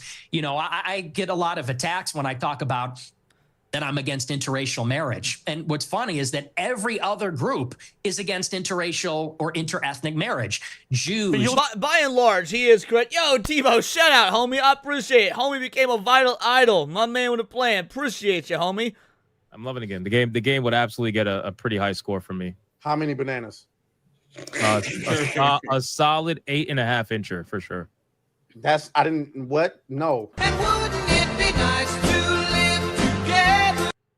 Shout out, homie. Truly appreciate it. But yes, again, Nick is objectively correct here. When you look at the history of the world, and really when you look at like the vast majority of countries these days, Yeah, most countries heavily dominated by their own race. Most marriages, most relationships are all done Now, does that mean there's a problem with interracial? Not inherently, no, not fucking all. No, again, it all comes down to the person, individual, different cultures. If you're gonna come to America, let's look at immigration. You come to America and you actually, integrate within society, and you got a fucking, a Latino girl, a Latino dude, marry a white dude, no one give a fuck. But by and large, historically speaking, he is absolutely correct. You're the product of an interracial marriage. Yeah, I mean, that's debatable. Not Let's really. say for the sake of argument, sure. No, you're the product of an interracial marriage, and your father is part Mexican. You're literally, for the sake of argument, the very person you've just told me you want to avoid. What race is Hispanic? Is that a race? Well, what do you think it is? I'm asking you, what race is Hispanic? Hispanic, of course it's a race. It's called... No, Hispanic is an ethnic group, not a race. See, that's the thing. People don't know what these terms mean. Hispanic is an ethnic group. Hispanic. It's a mix between two races. It's a mix between indigenous Americans and Europeans. Though, is it? It's not white.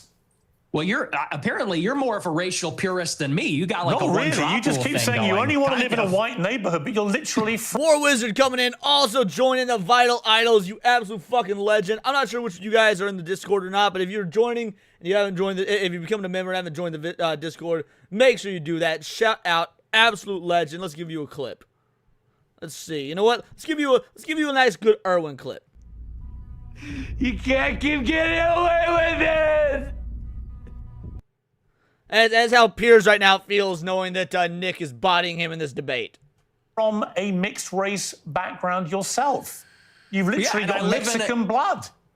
I know, and I live in a non-white neighborhood too. I'm trying to get out of here though, but I'm trying to get out. But here's the thing. Do you have any non-white friends? Genuine question.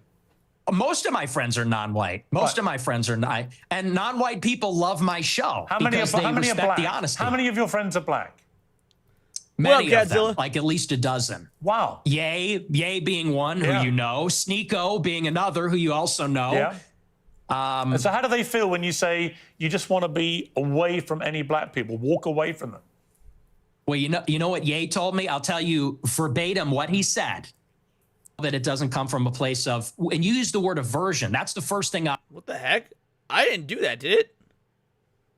I'll actually dispute. Okay. It's not an aversion on the basis of skin color, because that would seem to suggest it's like. Oh, it was cut? Why would they cut what he was about to say unless as a white dude, like, he used the N-words? I mean, maybe he broke some sort of YouTube TOS. I don't know, maybe he broke some sort of YouTube TOS, but like, that's fucking retarded. N-words being N-words. Yeah, right, Piers Morgan Uncensored, yeah.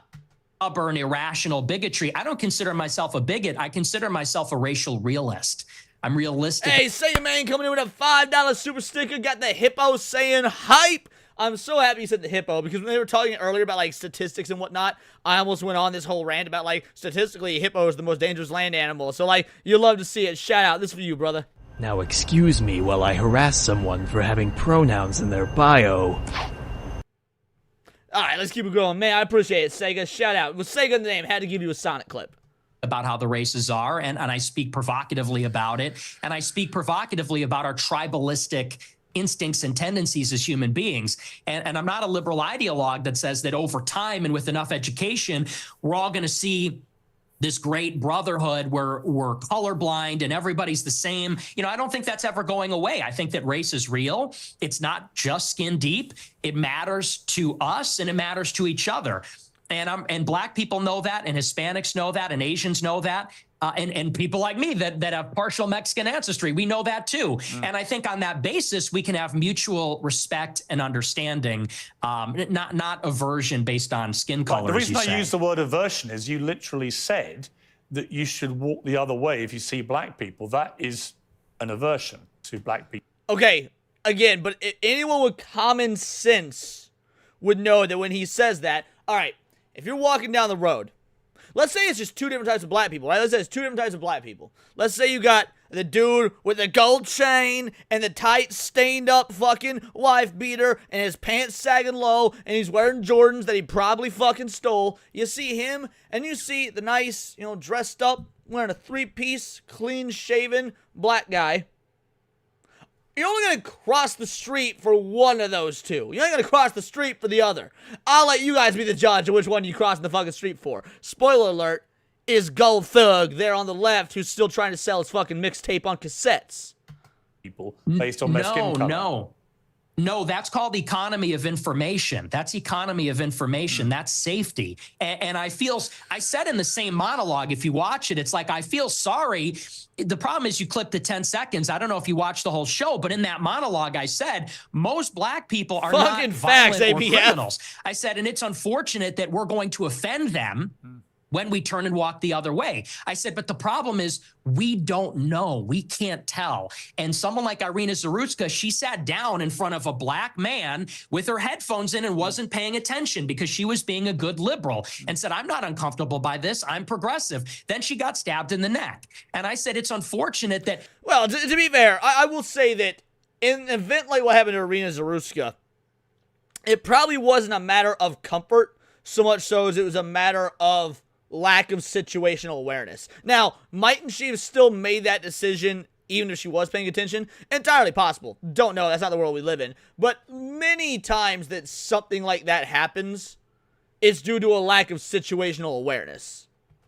You would have to sit behind the black man to be safe. And if he's not violent or schizophrenic, he might be offended by that. I said, but I would rather offend him than die. How many deranged white men have committed atrocious acts of murder in the last 10 years in America? Proportionally far fewer. But how far many? fewer. How many? Do you know how many? You have a research team. You pull it up. I mean, don't have you're it in very front of big me. on. You're obviously extremely exercised by that one story, which was horrific, for the record, absolutely horrific, and should never have happened. The person who perpetrated that evil act had a string of previous offences and should have been picked up more, and it should have been amplified more. I completely concur with all of that. But I just suspect you have no idea how many white people have committed similar crimes, do you? No, because I know it's far fewer from experience. Okay. Because it's like you said. Well, and hang on. And I would add to that, Irina Zarutska wasn't the first one. That was also after Austin Metcalf was killed in Texas. Sure. After But Carmelo how many Anthony times has it stabbed been him in the perpetrated neck. by white people? Well, hang on. Let me finish my point. But you're And then not implying that only white did- people don't do this. And my point to you, Nick Fuentes, is of Yeah. course, Oh, I never said white people don't do it. I was gonna say, at no point did he ever say white people don't commit crimes or anything like that. Again, we're talking about proportionality, all right? People don't usually get into plane crashes, but plane crashes do happen. Now, if I look at the statistics of how often plane crashes happen, I can reasonably assume I'm safe to fly. I'm gonna get on the plane. However, if I see the number of plane crashes start going the fuck up, and next thing I need to travel across the country, I'm gonna rethink the fucking plane if the numbers change. White people commit heinous acts, but you don't either know. No disagreement. You neither know nor care, or maybe both. Maybe you do know but don't care. You only seem to be focused on black people who commit crimes. And again, if you hadn't prefaced the whole debate about racism by What, the pilot's a black woman? So here's the unfortunate thing, Tebow. I'll answer that. Would I still fly in the plane if the pilot was a black woman? Yes. It's unfortunate, but you gotta do what you gotta do. Them bitches ain't refundable, and if I'm flying, it's because I'm on a timetable. You don't really know if your pilot gonna be, a black woman or a tranny or anything like that when you buy the ticket 3 months in advance. openly conceding you are a racist, I could read other That is true, connotations into Stoney. what you've been saying. But once you've said, I'm a racist, and then you only talk about black crime, I think people can watch this and they... So I don't even think that he's being dense. I mean, I agree with you, he's being dense on purpose. But I would say a step further and say that I don't think for a moment, like, Piers already has a preconceived notion of Fuentes. So he came into the interview with that preconceived notion. He based all the questions and all the line of questioning and the responses he would give to said questions around said preconceived notion. I think that Piers Morgan, I don't know if he even knows what cognitive dissonance is. I don't think that Piers Morgan even understands the concept of cognitive dissonance. Can say, yeah, he is. He's a racist. And everything that he says about crime is driven through the prism of being a racist who judges people according to their skin color. Well, it's funny because it's quite on the contrary. Right. And I said this in a similar monologue. You know, the problem is not that I wake up and I walk down the street and I see someone that doesn't look like... By the way, being the flip side to Tucker would not be... for those of you maybe watching later or whatnot, or didn't see it in the chat, ABF said he wanted to be the flip side Tucker. Yes, I would agree that's what Piers wanted. Here's why it was executed improperly. So Tucker, I will fully say, did not press Nick enough, did not ask Nick enough questions, didn't do follow-ups, nothing. The one that everyone jumps to is his Stalin comments. Like, you didn't follow up on him saying he's a fan of Stalin? Like, what the fuck? However, Piers went in, or Tucker went in with what at least seemed like good faith, asked a question, then he would just let shit slide. If you wanted to be the opposite of Tucker Carlson, then what you would do the same thing. You would go in with the same approach, ask questions, let Nick answer questions. But then when something happens that triggers like, hey, we need to follow up on this, you do a good faith follow-up. You ask a good faith another question. You don't just take the opposite position or make the opposite assumptions and whatnot, because then you're effectively doing what Tucker did, just from an antagonist perspective instead of a protagonist perspective. Me, and it makes me angry. The problem is there's a pattern of behavior, which we've all seen. Blacks in America have become narcissistic, and they become narcissistic because they've been told they're victims of racism, they're victims of slavery. They've been told, really, there's no accountability. If they're rude, if they're inconsiderate, if they're criminal, they are told that they have no agency for their actions. They're being told, if you act in this way, it's because the white man made you that way. It's because the system's rigged against you. And so we have been telling black people this for a generation, and now there's no rules. Now they go, and what we hate to see as... To be fair, we've not just been telling black people this for generations. We've been telling white people this for generations as well, that we are the oppressors, that we are the ones keeping them down. That's all our fault. Oh, you were born in fucking 1994 and grew up idolizing people like fucking Tiger Woods and Michael Jordan? Doesn't matter. You're a racist piece of shit. Well, fuck. I mean, I guess if you're gonna call me racist, I may as well lean the fuck into it. Like... As decent people, not even as white people, but decent people, even black people too, what we hate to see is rudeness, obnoxiousness, inconsideration, criminality, violence, and that's that pattern of behavior that we see all over social media, on the body cam footage, you don't like black people who play the victim and are rude. Is that your position? I don't like that pattern of behavior. And who are narcissists? I see where this is going. Yeah, you're ahead of me. Turn this around on me. You're ahead of me, aren't you? Because when I said, what black friends have you got? You said, I am kind of black, aren't I? No, not that. You said, oh, yay, I'm not saying you. I'm just saying your choice of black friend is Ye, who is arguably the #1 black victimhood narcissist in America. Do you understand the problem? Wait. I don't like Ye at all. Can't stand motherfucker, but wasn't it Ye that got roasted by all the other blacks because he went on TMC and said to him slavery sounded like a choice? He was blaming other blacks? That's a very weird line for Piers to go down. Yo, Dragon Master member for 5 months says, I wonder if Piers actually listened to Kanye West's song about Hitler. I need y'all to understand this, right? I need y'all to understand this. That song is a fucking bop, bro. That chorus goes so hard. So he's your friend. He's one of the very few black people you want to be associated with, but he's the epitome. Yeah. Minimal Effort Live. Member for 8 months. The Ye song slapped. Not gonna apologize. Facts. Facts. Of what you just said, you abhor about narcissistic black people. I disagree. I disagree with you, and I'll tell you why. Because Ye, if you've ever met him in real life... I have, yeah. Okay, well, then you know. He's nothing but polite. Sega Main for a member of a a $10 banger. Shout out. So you say member at this point. A $10 banger says Leon First. You good goddamn right, son. You good goddamn right, Leon First. Absolute legend. You know what? I can say it in the name. Do I have any other Sonic? I got one more. All right. I got one more Sonic clip for you. Name one word that starts with G pronounced like J. Gentrification. Shoot, should have thought of that. I was just in San Francisco.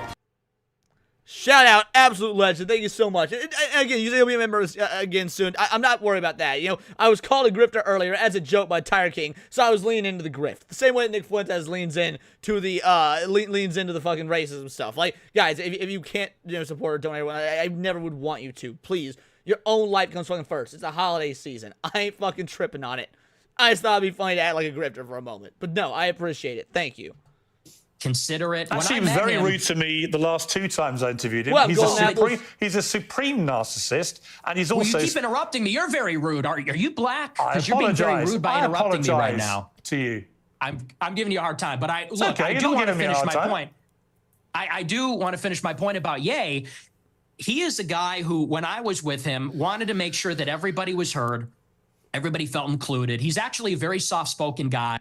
I don't believe this for a fucking moment. Sorry, Nick, you off base on this one. I don't believe for a moment that Kanye West gives a fuck about other people being heard. Y'all hear that story? This is a fucking hilarious story. Corey Taylor's told it. They were at, like, the Grammys or the VMAs, some fucking dumb circle jerk award show, right? And Kanye West was sat next to Corey Taylor. And unprompted, Ye just stands up and he's all like, rock music used to be the big thing. Now it's rap music, and rappers are the new rock stars, not the biggest of y'all. And Corey Taylor just sort of looks up and he's like, nobody cares. Sit the fuck down and shut up. Like, great story if true.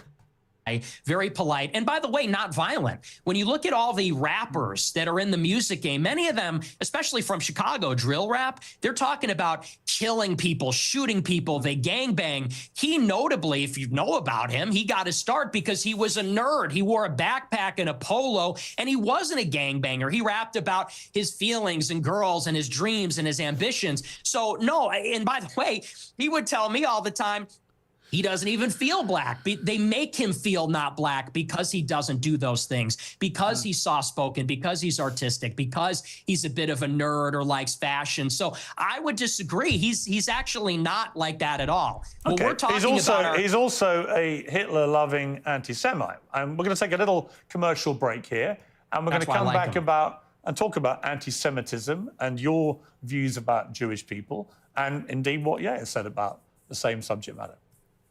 All right, so y'all know the drill. When we react to other people's content, we let the ad reads play out because we're stealing their content. Y'all also know the drill. Piers Morgan doing just fine. We skipping ahead. Let me just... I'd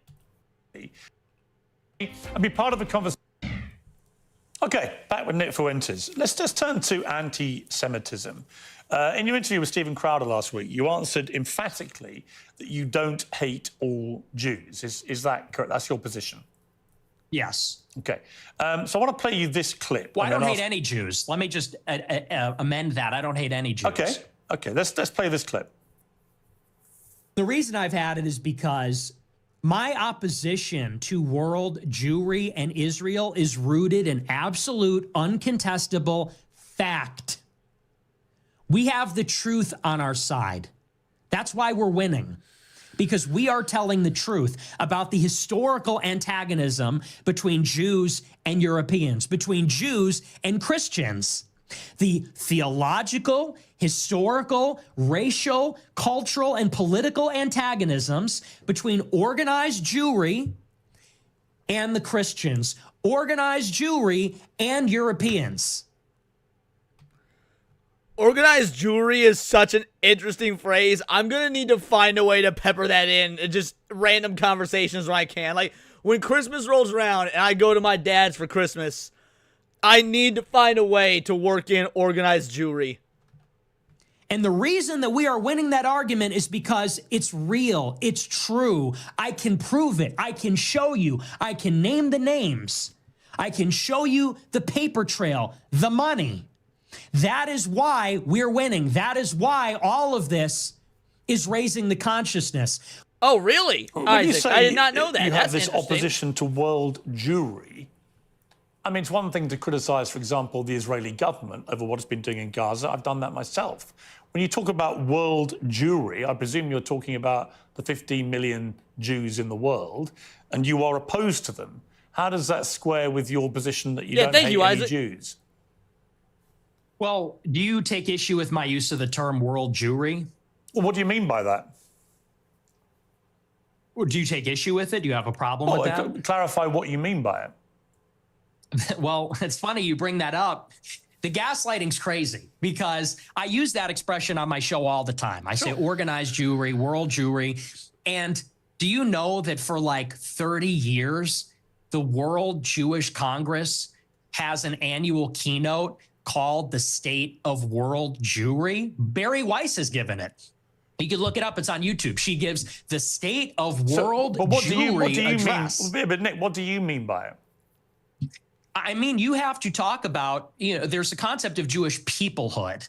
It's the sense that they are part of a common nationality, a common tribe, a common people. And so where they reside in Israel, the United States or Europe or elsewhere, they see each other above or maybe on a different level alongside their nationality, their state, wherever they reside. If they're in Germany, France, the United States, they see themselves as part of a transnational nation, of an international nation.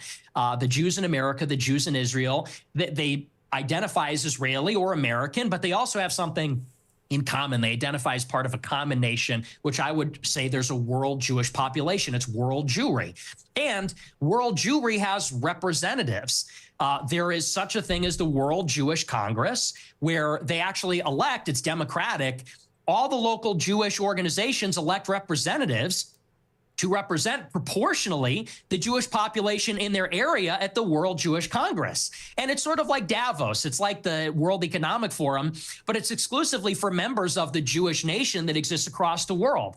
And so that's a real thing. And I didn't make that up, and that didn't come from 4chan. It's like I said in that clip, I read what they write. I read their books. I watch these speeches. I watch a speech from Barry Weiss. I pay very close attention. So that's what I mean by that. There is such a thing as it's a nation that exists across borders on a global scale. They're organized, and they have a national self-interest as that nation, as that tribe. So if you don't hate any Jews, what do you like about them? I like a lot of things about them. I think they're funny. I think they're smart. I think that they're pretty remarkable people. And as Christians, especially as Catholics, we say they're remarkable. And this has been adjudicated in Catholic doctrine for thousands of years. Do you think he just really wanted to find a way to say a word that had Jew in it? It's like adjudicated. I feel like he was waiting for his moment to throw a word that had Jew in there. That they're a witness people. And so we actually, there's provisions inside of Catholic doctrine that says we need to give them special protections because they were a witness to Christ's passion. So, this is why you can't clip the show. You have to watch the whole thing. I say this repeatedly in interviews. I do think they're remarkable. By definition, they're exceptional people. It's just that there is a sort of natural opposition between them and Christians because of the theology. We believe that Christ is the Messiah. They don't. They have been a minority in Christian lands for thousands of years, and they have been pushed around and expelled, and they've been persecuted and segregated. And that's why there's a lot of paranoia. There's a lot of distrust. There's maybe some sense of chauvinism among Jewish people. So there is, like I said in that clip, there is an historical antagonism between these two peoples, between Christendom and Jewry, and that has always been the case in Europe. But I would also go further to say that there is that antagonism between all three of the main Abrahamic religions, because all three of the main Abrahamic religions are vying for what version of said Abrahamic religion is correct. Like, you don't really see this level of antagonism between, like, Christians and Buddhists. Now, what you do see are Christian missionaries going to Japan during the 1800s in the Meiji era and converting them from, from Buddhism to Christianity, which caused all sorts of wars and rapes and murders and whatnot, which, again, I ain't got no issue with. I'm trying to say, like, oh, these damn Christians and whatnot. My point is, like, when you've got these individuals that are very ideologically different, the conversion factor and the relation factor is going to be different than where if you're too similar. Like, at the end of the day, they say the opposites attract. When you got people that are too alike, a lot of times they butt heads and shit. And let's be real, I know a lot of folk don't want to hear it. There are a lot of commonalities between Islam, Christianity, Judaism, and there's a lot of commonalities between the people of the three. But those commonalities are often show themselves in the worst possible way because they're vying for which one is the one true God, the one true religion, things to that effect, because they're all the same Abrahamic root. Don't hate them. And I think I actually sort of understand them in a weird way. I think that because I've studied a lot of their politics, I think I really kind of know them in a way. And it doesn't come from a place of hatred. Do you have any Jewish friends? I do. I have many, yes. But that's weird because you said this. Jews and Christians have never been friends, ever. Not since Jesus Christ fought with the Pharisees. Have we ever been friends? Not since Saul was leading the charge persecuting the Christians. Not since the Roman Empire, not since the Middle Ages. Never. We've never been friends. We've never been allies. We've always been set against each other, actually. And even here in the United States, it was communist Jews who were the architects of both communism and the civil rights laws that are dispossessing white Christians of their land and civilization. Again, I don't know what Nick's going to say here, but that's a very disingenuous clip because he's obviously talking about Christians and Jews as heralds of political power had never been friends. He's not talking about on the individual level. Like, America and Russia ain't fucking friends. I don't particularly care for fucking Russia, right? Russia sucks. That being said, as an American, on an individual level, I could be friends with a fucking Russian dude. What are we doing here? Again, this is disingenuous bullshit at its best. The Jews and Christians have never been friends ever, except for you and your Jewish friends. Yeah, so easy. As peoples, as nations. Got it. Not saying every individual Christian, and of course there have been Christians and there have been Christian converts to Judaism, Jewish converts to Christian. You're nodding your head, but you're asking this. I'm saying as peoples, they've never been aligned. As a Roman, I'm a Catholic okay. like you, and I have many Jewish friends. And I'm just trying to compute what you're trying to say, which is Jews and Christians have never been friends ever. And I'm like, well, you have Jewish friends, I have Jewish friends, we're both Catholics, therefore we're Christians. So it doesn't really quite add up. Well, like I said, as peoples, there has been an historical antagonism as peoples. And you could even say the same about blacks in the United States. Of course, there were black and white people that were friendly with each other, but in many ways, they were set against each other as groups. And I think that's easy enough to understand. The reason that many people think you're anti-Semitic is that you have regularly downplayed the Holocaust, and in particular, the number of Jewish people who were murdered by the Nazis. It's been said that you believe no more than several 100,000 have been killed. And I want to play you this clip. People talk about, well, what about the gas chambers? Well, to the extent that that's real, I find that hard to believe, but to the extent that's real, there have been atrocities committed and genocides committed in all times and all places. Let's acknowledge why Hitler casts the long shadow. Because that confers a political benefit upon Jews. That's why. It doesn't really sound correct to me. Wait a second. It takes 1 hour to cook a batch of cookies, and you have 15 ovens, probably in 4 different kitchens, right? Doing 24 hours a day, every day for 5 years. How long would it take you to make 6 million? I don't know. It certainly wouldn't be 5 years, right? The math doesn't seem to add up there. Now, here's the part where I agree and disagree with Nick.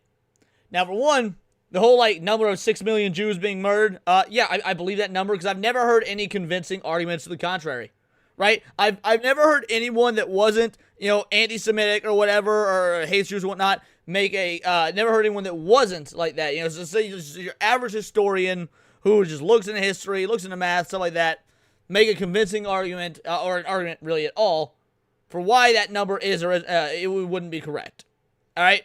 Now, I will disagree, though, with his statement about Hitler and why Hitler cast a long shadow. It's not actually because of the Jewish aspect. Now, I mean, you can call it the cherry on top, right? That's the icing on the cake.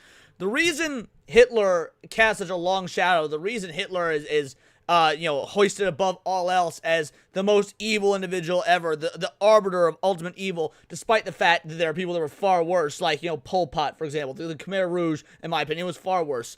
World War II sparked the beginning of the modern era. If you were to look decisively into when we as a cumulative society, the world over, became the modern era, it would be the dissolution of World War II. So that is why the evils of Hitler and whatnot cast such a long shadow, is because in the history of the United States, that is where we truly became numero uno, number one. And as the United States went on to be, as number one in the world, since we are the best, the brightest, the tip of the top, right? It would make sense that the most relevant geopolitical victory in our country's lifetime, at least since our founding, since the revolution, would be heralded as this massive event, especially when you call it World War II. I mean, you effectively have America coming out as numero uno in the sequel to the First World War. Let's be real. That's why. So, look, Pol Pot, the Khmer Rouge, yeah, that might be infinitely more fucking evil. But that wasn't something that we were involved in, and we are in control of the global hegemony. That's what it boils down to. You think that's funny?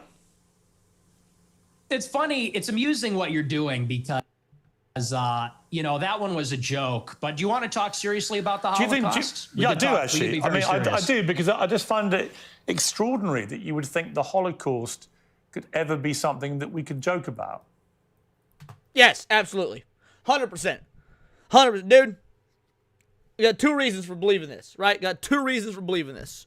One, because nothing is off limits, right? Because nothing is off limits. You can make jokes about anything. The prerequisite, the jokes got to be good jokes. I'm going to say something that might piss a lot of y'all off here, but I'm going to say it anyway. I don't give a fuck if people made Charlie Kirk jokes. I don't. But they got to be good jokes. They got to be real good jokes, so that's real recent. They say that comedy is just tragedy plus time, right? Comedy is tragedy plus time. Ain't been a whole lot of time. So if you can make a Charlie Kirk joke, it better be a real fucking good Charlie Kirk joke. Let's be real, there aren't very many of them. But yeah, you can joke about anything. I don't give a fuck. Shout, Smash, how you doing? Another reason making jokes about the Holocaust is personal to me. Why I think it's amazing. Because one of the greatest baddies that I ever bedded down, her and I met making Holocaust jokes. And the crazy part, she was a straight up lefty liberal type. It was fucking great. But man, Holocaust jokes were how we got that spark, son. It was amazing. Why, too soon? Is it too soon to make jokes? How many people do you think died in the Holocaust? How many Jewish people? I don't know. I'm thinking maybe 7 million. What's the number? 6 million, something like that. So you 8 million? You concede that 6 million Jews died in the Holocaust? Going for the throat right now? No. If I was going for the throat, I'd be Charlie Kirk's shooter. Possibly more. Possibly, we're discovering all the time. What up, Zach? So it could maybe even be more than that. So why have you doubted the numbers in the past? I'll tell you why. I really think that every death is a tragedy, however many Jewish people died in the Holocaust.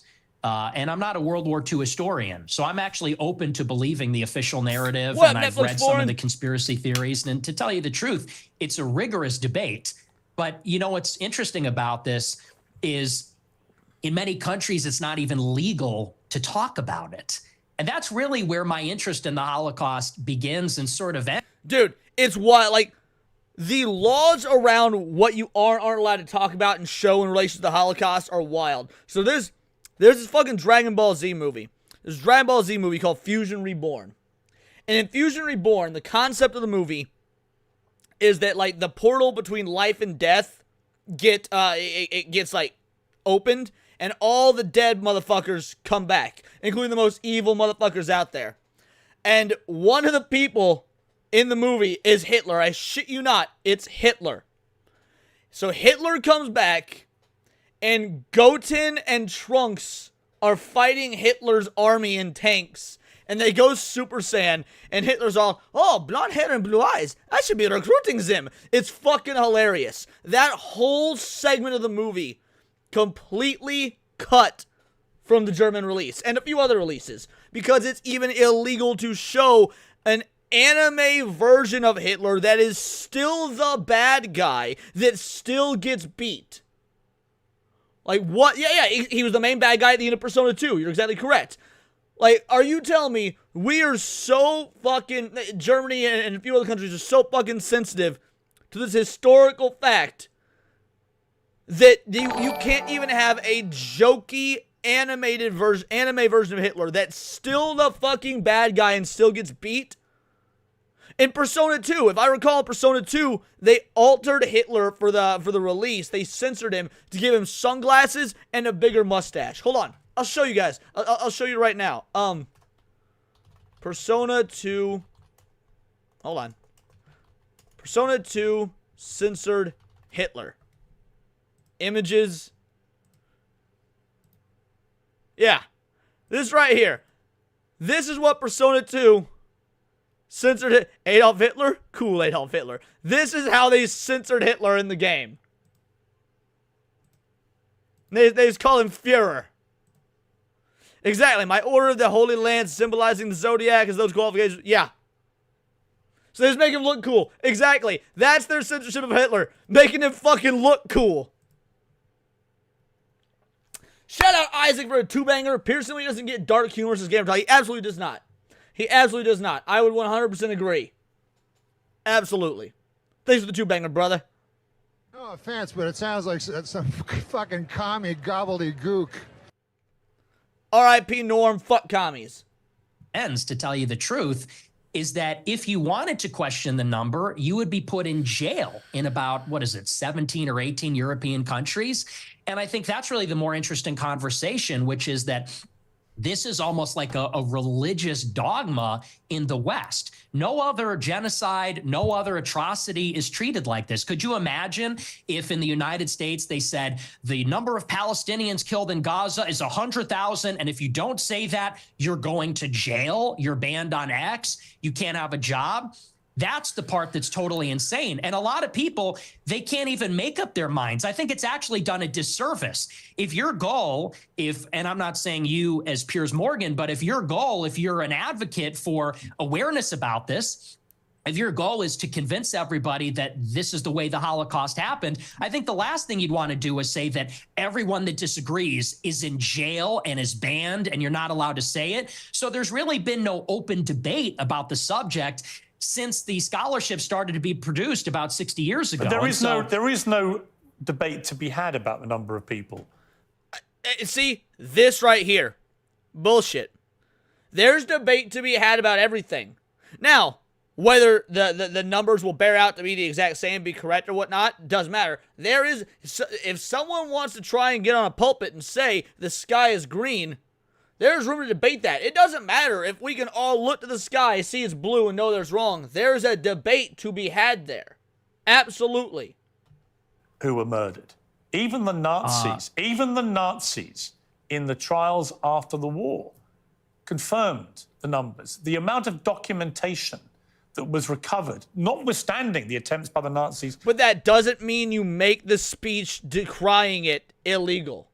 That will only foster more of a mindset that it's not real.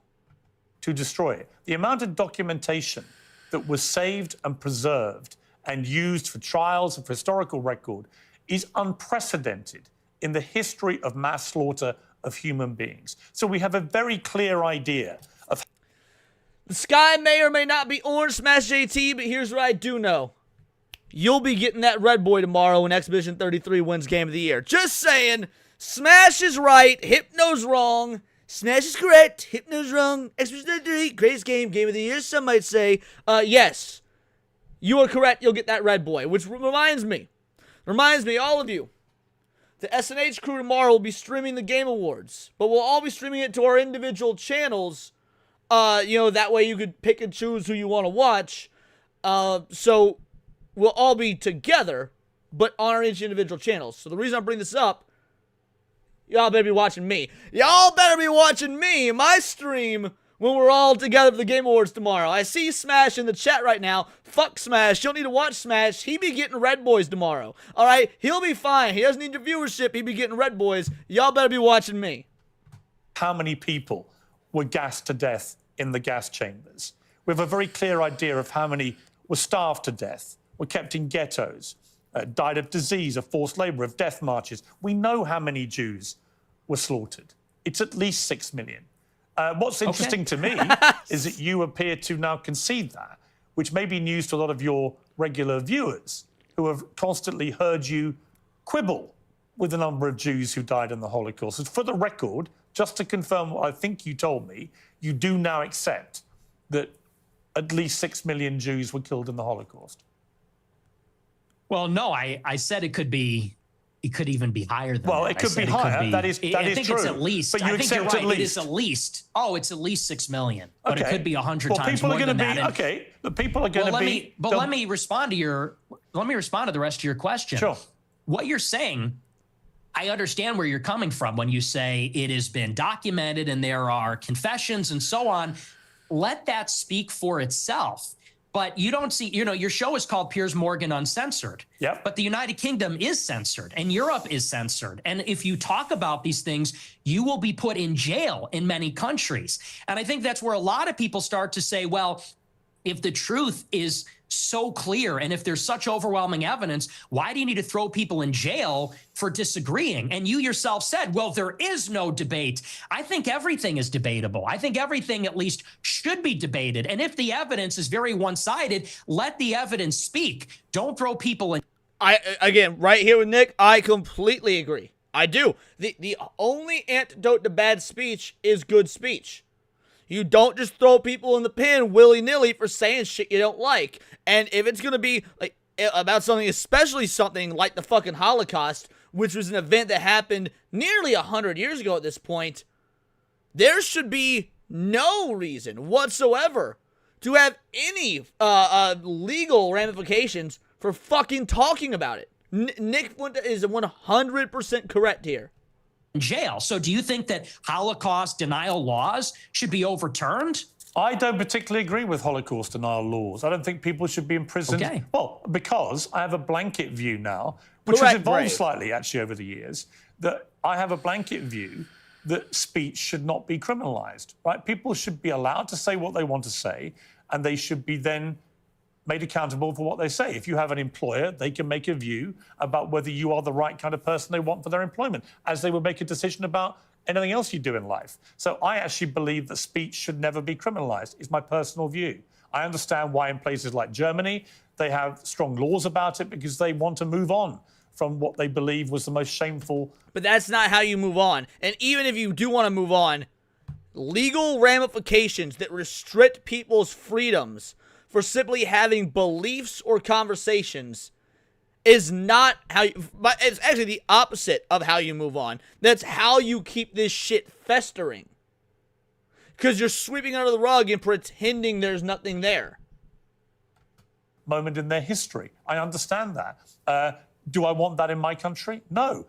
Am I appalled by what has been going on with free speech in the United Kingdom in the last 2 or 3 years? Absolutely. It is ridiculous that people have been frog marched to prison cells for stuff they put on social media, right? So, yeah, I do. I think what is more interesting to me about our exchange is I was not expecting you to go the opposite way. I was not expecting you to be so emphatic that at least 6 million Jews died in the Holocaust. And there'll be people watching this who I think will be very surprised by that. Because I love that movie, Tebow. One of my favorite for movies. Being, if not a Holocaust denier, than somebody constantly questioning in a downward way the number of Jews who were murdered. That doesn't appear to be what your position is now. No, and here's what I would like to see for my entire career. When I started my show, it started with a good faith inquiry where I was questioning a lot of these narratives. And I said, what is the answer on the other side? But what I found is that the answer was criminalized. So when you would talk about anything regarding Jews, Israel, the Holocaust, you could be in favor of the official narrative on those things. If you went against, you were banned, censored, and in some countries jailed. And so I actually haven't made up my mind on that because that's not really a matter of interest to me. And there's a lot of analysis and scholarship on both sides of the issue. And I've read both sides of the issue. And honestly, unfortunately, it's hard to judge because there has never been a debate on it. And there's never been a debate because of the stigma, because of the censorship. And I think that leads a lot of people to say, well, what do they have to hide? Because you can say on your show, well, I'm personally against Holocaust denial laws, yet they still persist and the social consequences still persist. And I think that is the anomaly. And people have to wonder, okay, why is it that way? And what I said in that clip is the reason the Holocaust casts a long shadow is because it confers a political benefit upon organized Jewry. That is what they always fall back on. And that is why I disagree with. Because people keep coming in, coming out, so I know there's a lot of people here. I disagree that the Hitler casting a long shadow. I mean, there's probably a byproduct of that. That might be true. But really, it's for American exceptionalism, America being number one. It's the greatest thing that could have happened for us is to come out number one under the sun after World War II, and it's what sparked the beginning of the modern era. I do wholeheartedly disagree with Nick and has the reason behind why he thinks the Holocaust and World War II cast such a long shadow.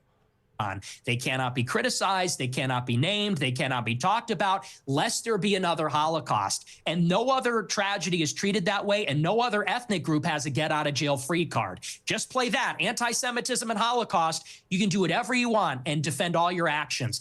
That's the part that people are getting upset with. That's the problem. I don't know any right-minded person who believes that Jewish people weaponize the Holocaust for their own... All right, let's be real. There are absolutely Jewish people that weaponize the Holocaust, 100%, because anyone of any ethnic group can weaponize any tragedy that happened to them whatsoever. How often do you hear white people say, well, the Irish were slaves too? Or how often do you hear black people asking for reparations because of slavery? Like, yes, people weaponize tragedies that happen to their ethnic group all the fucking time. Don't even try and pretend that Jews wouldn't do the same thing with the Holocaust. Everyone does it. Come on now. Personal get out of jail free or whatever you called it. You don't know anyone that does that? That believes that? I'm sure there are some people that do that, but it's such a ridiculous generalization. You know, the truth is that most Jewish people have lost relatives in the Holocaust. In fact, I want to play you two clips. One is where you talk about Golden Apple's YouTube tomorrow for two bangers. It's excited for tomorrow. The salt will be glorious, bro. I'm gonna be super salty, bro. Like, I'm sure, I know the Game Awards don't matter, and yet I know I will also have so many thoughts and opinions about them. And by the end of the stream, I'll be looking at a few members of Saturday Night Hypnosis like, you and I are enemies now. Shout out, Golden Apple. Thanks so much, brother. Adolf Hitler. Hitler was a pedophile and kind of a pagan. It's like, well, he was also really fucking cool. So, time to grow up. We're not children anymore. Am I right? Am I right? Am I right, boys? Am I right? Let's go. He was also really fucking cool. Do you regret saying that? Saying a fact? No, that's absolutely true. You think... Let's explain, by the way, why Hitler... You can be a terrible person and still be cool, right? Like, dude, how many of y'all have an uncle? How many of y'all got an uncle that when you were like 12 years old, gave you some Playboys, some porno, was like, don't tell your mother, don't tell your father, whatnot. Let you have some sips of alcohol or whatnot when you were a kid. You should have been drinking. Now, hopefully, you have one of them uncles that didn't touch you afterwards, right? That's not cool. But, like, you gotta look back and be, man, it's really fucked up. I'm super porn-brained and messed up now because my uncle gave me porn when I was 12. But he was the cool uncle, am I right? Like, dude, come on now. Hitler had a dog, right? Having a dog, that doesn't mean you're a good person. Hassan Piker got a dog. But, like, Hitler had a dog. I'm just saying, you can find someone cool even if they're morally reprehensible. Hitler was very fucking cool.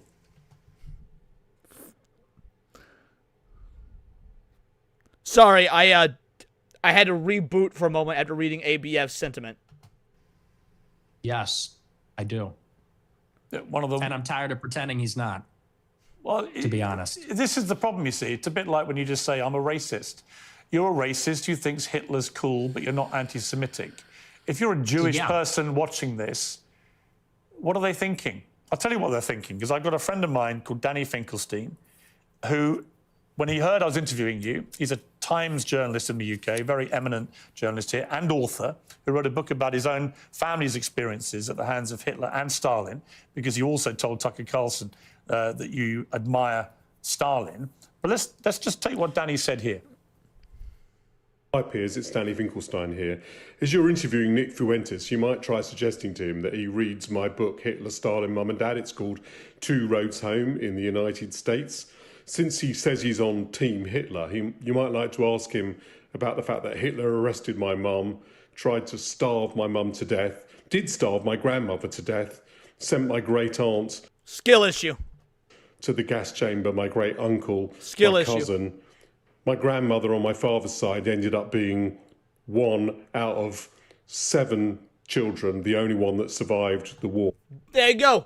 You got a winner right there. Got a champion. No skill issue. So you might ask him whether he wouldn't rather be on Team Mum rather than Team Hitler. And as for celebrating Stalin's birthday, well, Stalin took my father, sent him to a state collective farm, sent my grandmother and to a state collective farm, sent my grandfather to the Gulag. You might try asking him why he doesn't celebrate Dad's birthday rather than Stalin's. These are all appeals to emotion. Every single one of them. Be a big joke to him, but he complains that he was 18 when someone tried to cancel him. Well, Stalin and Hitler arrested my mum and my dad when they were 10 years old. So perhaps he might like to reconsider his joke. Hugo with a two-banger. Sup, Leon? Master of unlocking thermal paste. All right. I feel like I did a good job. ABF said I did a good job. Mo said I did a good job. I feel like I did a good job. Shut up, bitch! Shut up. Thanks, Hugo. See, that's the reality of your jokes, although I haven't ascertained yet whether you are joking when you say that Hitler was very fucking cool. Are you joking, or do you actually think he was very fucking cool? To be fair, you could be joking and also still believe something. They say that every joke has a little bit of truth to it, so it's not like they're mutually exclusive, just for one. The most genocidal monster of the last 150 years. But he wasn't the most genocidal monster, dude. Hitler ain't... Y'all know the fucking... You know that meme of, like, that Russian dude in the tracksuit who looks like a piece of shit, and he's, like, biting the metal, popping the champagne and shit like that, and then you see there's, like, the long line of stairs, these, like, lows... When it comes to genocide, Hitler wasn't even... He wasn't even top fucking 5. Hitler's not even top fucking 5 of, like, genocidal maniacs. Can we at least be real about the numbers here?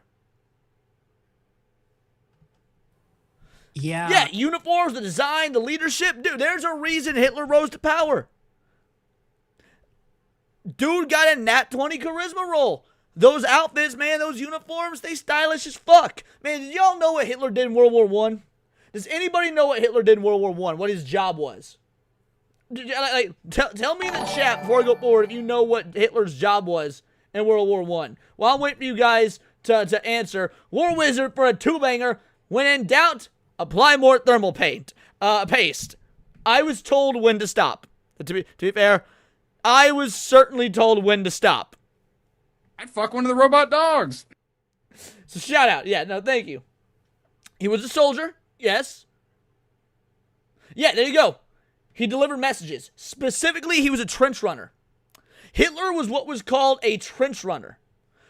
He was the dude that would need to send messages to other trenches, so he would jump up out of the trench where all the bullets and shit were flying and bolt and just fucking sprint his ass to the other trench to send these messages. He would do that. I'll be real. If you told me, it's like, yo, can you see that motherfucker just pop up out of the trench during open gunfire? Usain Bolt it over there to the other trench just to deliver a message? Like, I'd be like, fuck, that guy's cool. I'm down here hunkering in this shit. Like, I would be waiting for a grenade to come into the trench so I could throw myself over to defend my buddies so that I could also be looked at as cool is the dude that's actively sprinting through gunfire, a hail of bullets. That's kind of fucking cool. Doesn't mean he wasn't a monster. Doesn't mean he didn't systematically eliminate a good 6 million Jews or whatnot. But that's kind of fucking cool. The thing is, my generation, we're just done with the pearl clutching. You know, Yeah, you might we be, make but then your edgy- generation hasn't gone through. Oh, dude, the White Death. Yeah, his name was Siamo Hayek. I don't remember how to pronounce it, but yeah, Siamo Hayek. I want there to be a fucking anime made about that dude. Yeah, for all y'all that don't know about the White Death, the guy that T-Bow's talking about in the chat, read his story. It's fucking wild. What Danny Finkelstein's family went through. Yeah, so he was Finnish, yes, but they were taken over by, I think they were taken over by the Germans, not the Russians. But yeah. So Yeah. maybe the pearl clutching has a way to go for families whose family members Oh my were gosh! murdered. Yeah, we got all that. We, me mom. Like we're, I don't even know who this person is. Why is this person talking to me? This old British guy is saying me mom got killed by Hitler, Because and he me doesn't dad find got it killed funny by. when you say Hitler's very fucking I don't cool. care. He finds I don't I know you care. don't care. That's fine. You don't have to care. But he does care. Does that guy care about America? Does that guy care about me and my country and my family? No. He The guy cares what you, that's a the prominent problem. conservative in America, has to say about Adolf Hitler. Now, All right, now, here's the big exception I take of people being all lovey-dovey about Nick Fuentes. He is not a conservative. All right, Nick Fuentes is not a conservative. He has more in common, policy-wise, with big government liberal lefties. Okay, that is, people keep calling Nick Fuentes a conservative. No. Now, he's got some conservative views, like some socially conservative views. But policy-wise, he actually has more in common with the left. He is a big government kind of guy.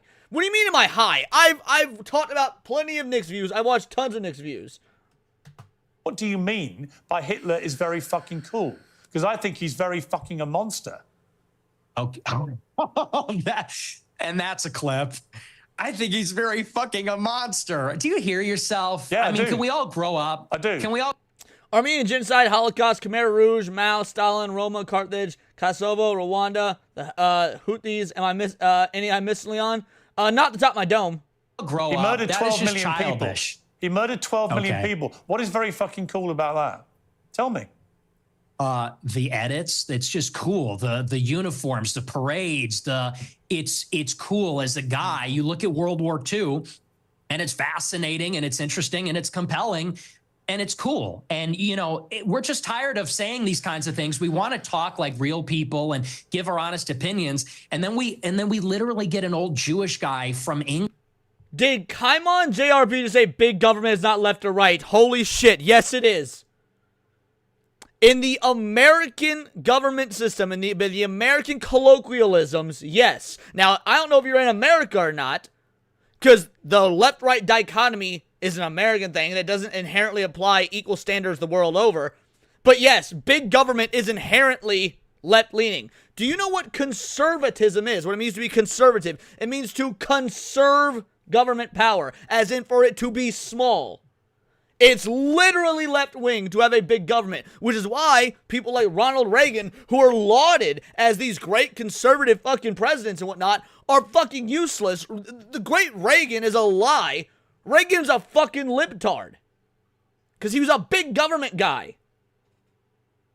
Who's going to say, oh, that's not very funny, mate. Me mom. And it's like, shut up. Like, no one is in favor of genocide. So let's just get that out of the way. We're not in favor of a Holocaust or genocide. Do you think if half It's your 80 family had years been, ago. do you think if half your family had been wiped out by very fucking cool Hitler, you'd still think he was very fucking cool? All right, let's put it to the chat. Let's make a poll real quick. We haven't done a poll yet this stream. We got about 30-ish minutes left before we have to end it. Alrighty. Is big government inherently left-leaning liberal? All right, let's see what you guys have to say. It'll be great when everybody here acknowledges that I'm right, and this one commenter that came into a political stream doesn't know what he's talking about, gets roasted. Would you think that actually he was a despicable monster who murdered 12 million people, who targeted people because they were disabled or Jewish or Romani Gypsy or whatever it may be, and that he systematically destroyed people, incinerated them in gas chambers? Do you think that you would find it very fucking cool if your family had been through that? Or do you think you would find it very fucking disgusting? And perhaps moderate... They're not mutually exclusive. I mean, again, they're not mutually fucking exclusive. What is he talking about? The number of times you laugh about it, or want to joke about it, or want to abuse someone like Danny Finkelstein, who's written incredibly powerful books about what happened to his extended family at the hands of the Nazis and your other hero, Stalin. See, my point to you, Nick Fuentes, is that in parts of this interview, you try to come across as moderate, but every now and again, the mask slips, and it slipped again here with what you say about Hitler. There's other... I would... The Patriot Act absolutely was liberal, yes. Yes, by definition of what the words mean. Now, they were conservatives that implemented them. Again, y'all don't understand what the uniparty is. We're talking about the definitions of the words, not they're implemented properly by the parties in charge. Yeah, conservatives do liberal shit all the time. Patriot Act, the expansion of all that government power, absolutely is liberal in terms of the left-right dichotomy of America. Palantir, yes, absolutely liberal in terms of the mass surveillance state. Anything that gives more power to the state, anything that gives more power to the state is liberal. By the American left-right dichotomy, yes. By the colloquial way we use left and right in America, absolutely, yes. Very fucking cool about Hitler. We know that from history now. We know what he did. You've already conceded that he murdered at least 6 million Jews. So when you say he's very fucking cool, Jewish people watch this and go, this guy's disgusting. Why would he say this about someone who perpetrated... And by the way, the fact that you don't think so shows how ill-read you are on politics. Do you really think conservatives, the vast majority of conservatives out there, are really trying to make the government smaller and do everything for the little guy? They don't fucking care. They're the same monsters as their left-wing fucking counterparts. They just use the same big government, New World Order, World Economic Forum, fucking lefty talking points in the package of patriotism and nationalism while using that to convince dumb motherfuckers out there to give up their rights willy-nilly. Yes, conservatives do liberal shit all the time because they're not real conservatives. That's what we have the term rhino for, Republican in name only. There's very, very few actual conservatives. Very few actual conservatives. It's a shell game to lead us towards a fucking one world government, a one world order. Absolutely. You're right. Yeah, Ron Paul is a true conservative, is actually libertarian. I would agree with Netflix Warren. Ron Paul is one of the few exceptions. Such an evil. And what's the real answer? Why do you? Is it just for clicks? Is it for money? Is it just for fun? For shits and giggles? What is it? What motivates you to say something like Hitler was very fucking cool? It's for this. It's for all of this. And the lack of self-awareness is amazing. You're a boomer. You're a 60-year-old boomer. And we've spent maybe 3 minutes on you saying, he's a really fucking monster. He incinerated people.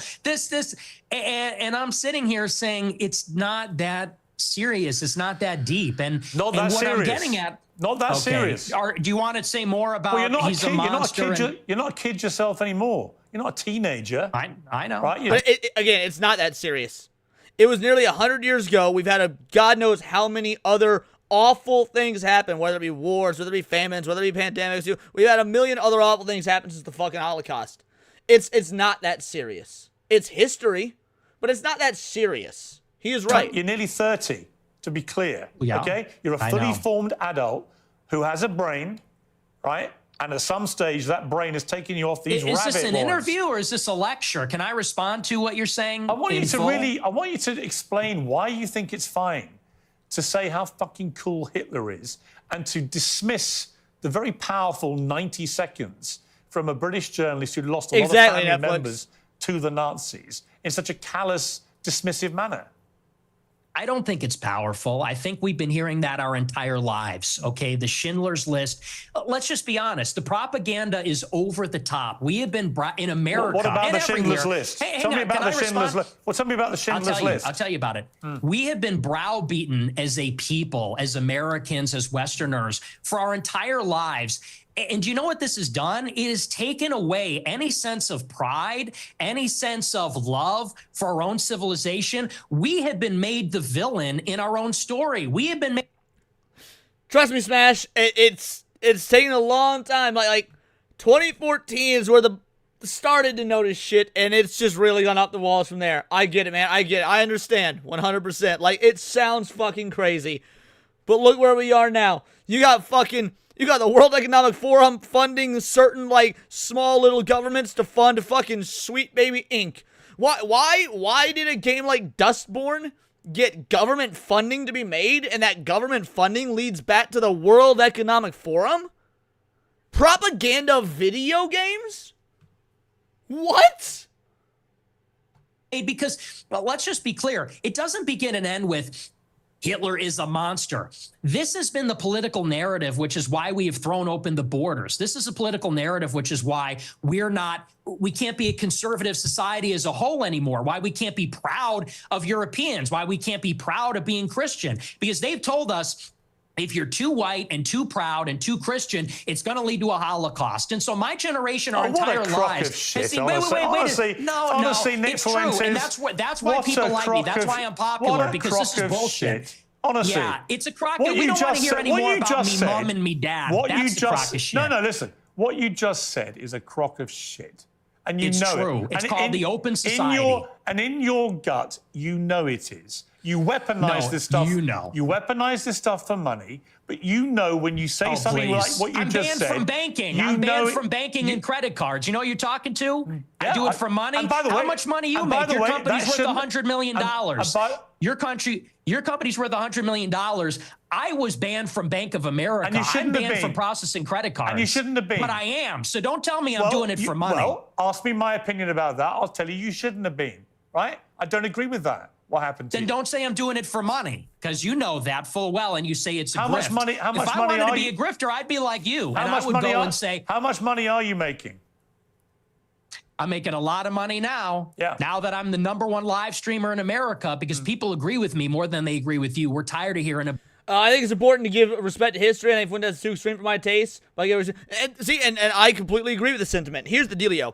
Here's the thing, and honestly, because we'll get through as much of this as we can, but I also have to pack it up in about 20 minutes. I've said this from the beginning, and I'll keep saying it.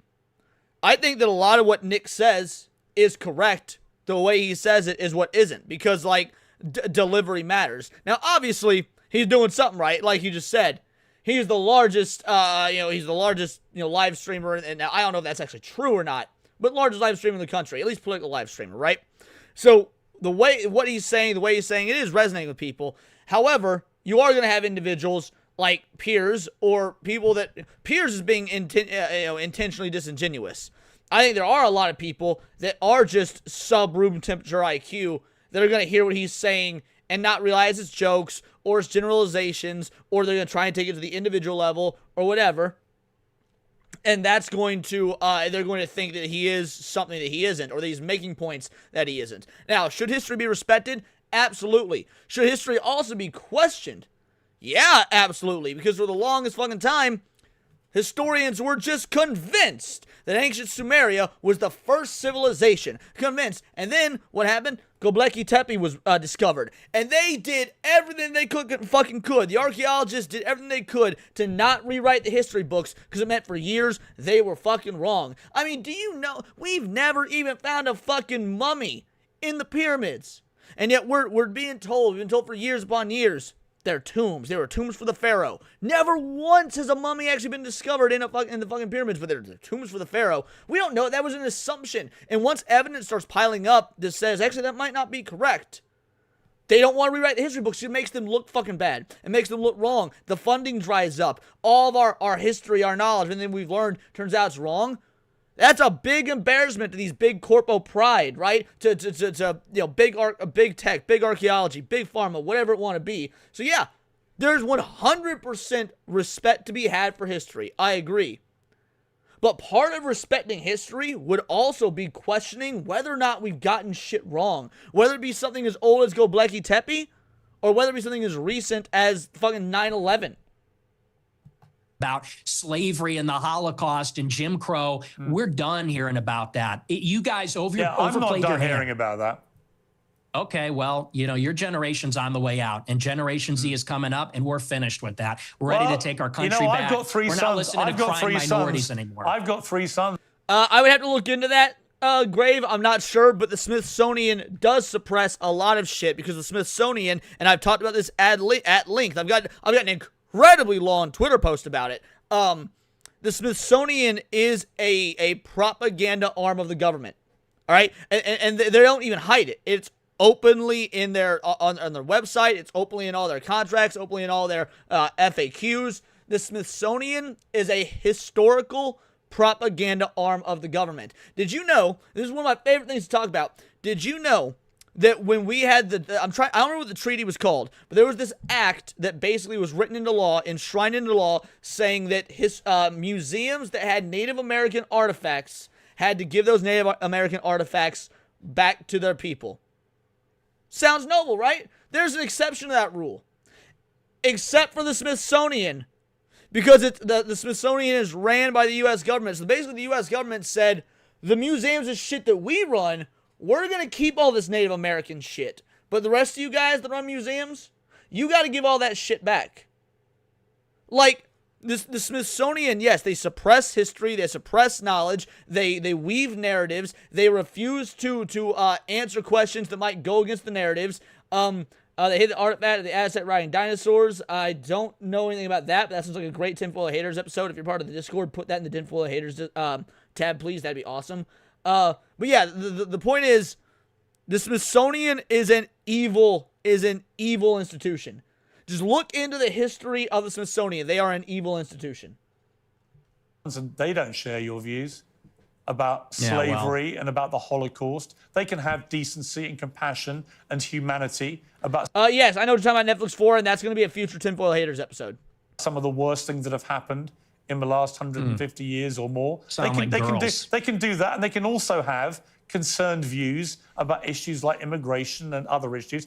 The two things are not mutually incompatible. You can have different views about different things. It's your lack of humanity and compassion for people about things like the Holocaust, about slavery. This lack of compassion argument is so fucking retarded. Guys, there's 8 billion people in the world. To pretend that we should have compassion for all of them is insane to me. Because if you're having compassion for all this and that, let's be real, you're faking it. Most people don't give a flying fuck about what happens outside their immediate friends and family. Shit, sometimes you don't give a flying fuck about what happens within your immediate friends and family. Yeah, we're supposed to give a fuck about some random dude. Oh, me mom this, me mom was part of the Holocaust. Bitch, I don't know you. Why the fuck would I care about that? Does that suck for you and yours? I'm sure. But what the fuck that got to do with me? You can say that's a terrible way to look at the world, but it's real. The empathy well, the pity well, it bottoms out eventually. It does. You just don't give a fuck. And I'm not going to pretend. I will not sit here, and I know many other people won't sit there and pretend to give a fuck, to care in any way, shape, or form about every human out there, because every human is this beautiful, intrinsically unique being. You're right, every human is. And that's up to God to care about them, not me. It's that simple. It's that people find so contemptible. And I don't understand why you need to do that. Is it, again, I just ask you, is your motivation financial? Is your motivation for fun? What is the motivation for saying these outlandish things, which you don't need to say, and which I suspect, I don't know, I suspect a lot of it is performative. So what is the motivation? I'm an iconoclast. The Holocaust is not my religion, and it is treated like a religion. It is treated like a religion with dogma, with blasphemy laws, and that secular religion says, and you say that's a crock of shit. It's intentional. It's called The Open Society by Karl Popper. It's by these architects of the liberal order after World War II. They got together and they said, how can we make sure that Hitler never happens? How can we make sure that totalitarianism never happens again? And they came up with the consensus, which is that we need to take down nations, religions, fathers, the authoritarian personality. We need to be empathetic and altruistic. We need to be diverse and pluralistic. And that experiment isn't working. And I'll tell you the truth right now, and you can laugh at this, you can scoff at this, our people are being genocided in our country.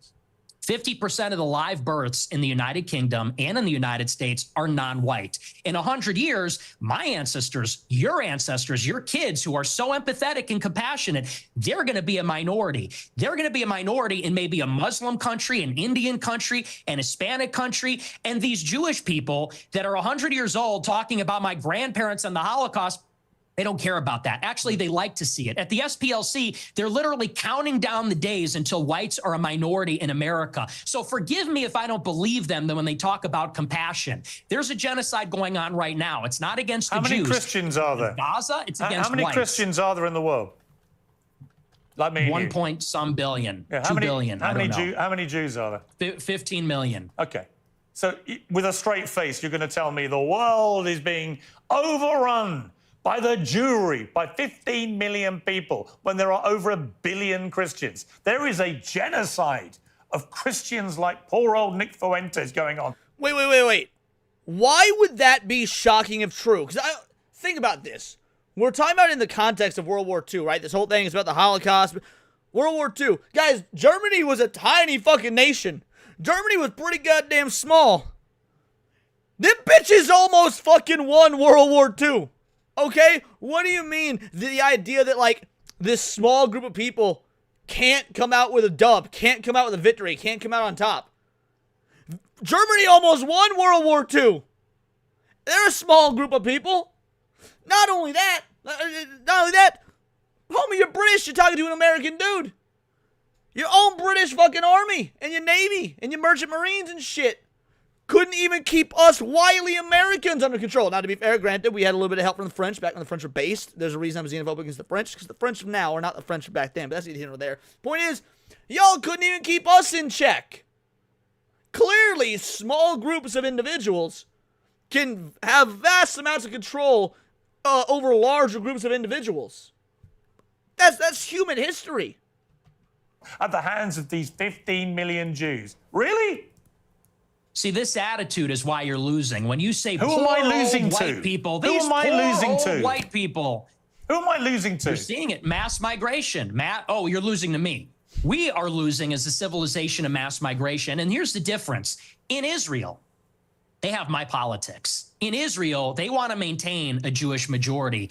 If they had it their way, it would only be Jewish people. They're fighting like hell so that Jewish people can have as much territory, a Jewish state. They can be proudly Jewish in their own land. Whereas in America, we are being besieged by 10 million illegal immigrants in 4 years. And then whites and Christians are going to be the minority. And that's true in Canada, Australia, all the countries in Europe. So you could say there's 2 billion people, but what's the proportionality?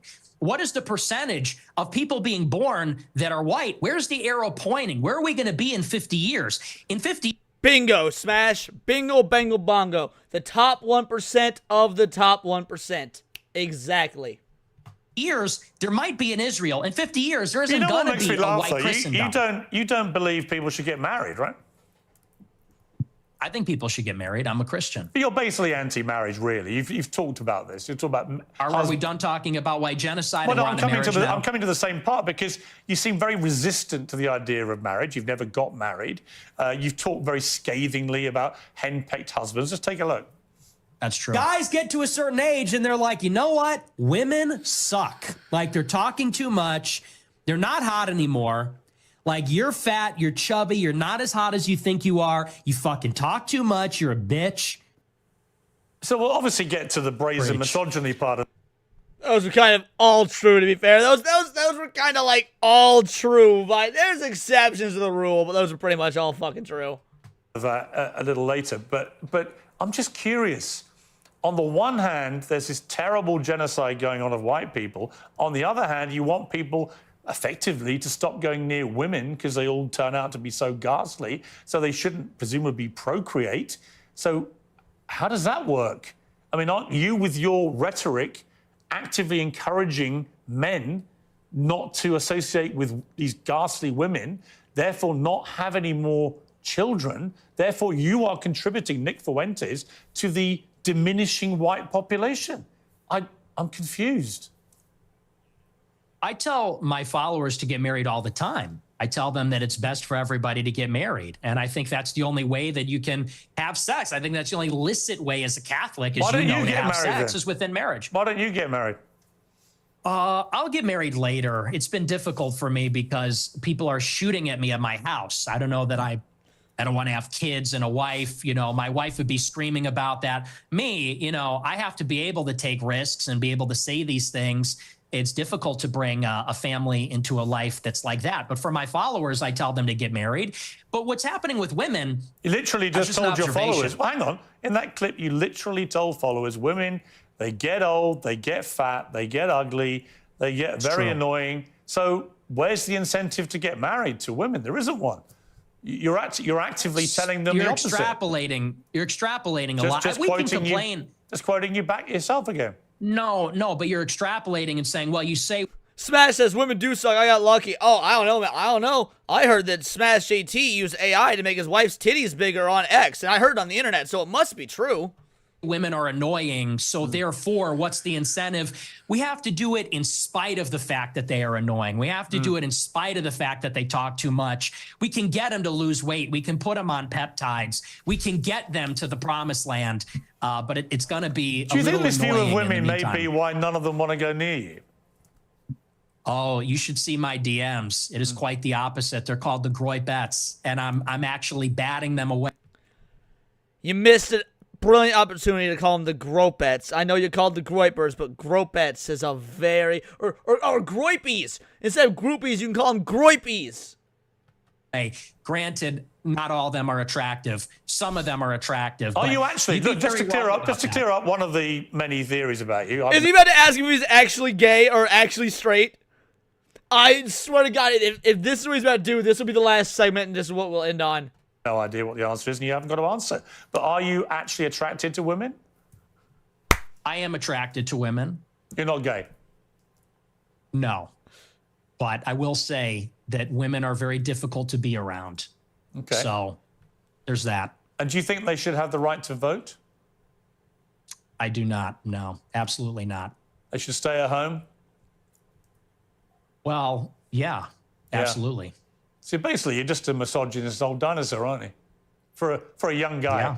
I mean, I know I'm the boomer. I know I'm the boomer here, but actually, you're a 27-year-old dinosaur. Oh yeah, no, I think Nick Fuentes is gay. Yeah, that's one. I do think he's gay. Absolutely. Or at least his fucking tree ain't all the way straight up, right? I think he's more like a palm tree. You know, bends when the wind blows a little hard. I definitely think Nick gay as fuck. I definitely think Destiny sucked his cock.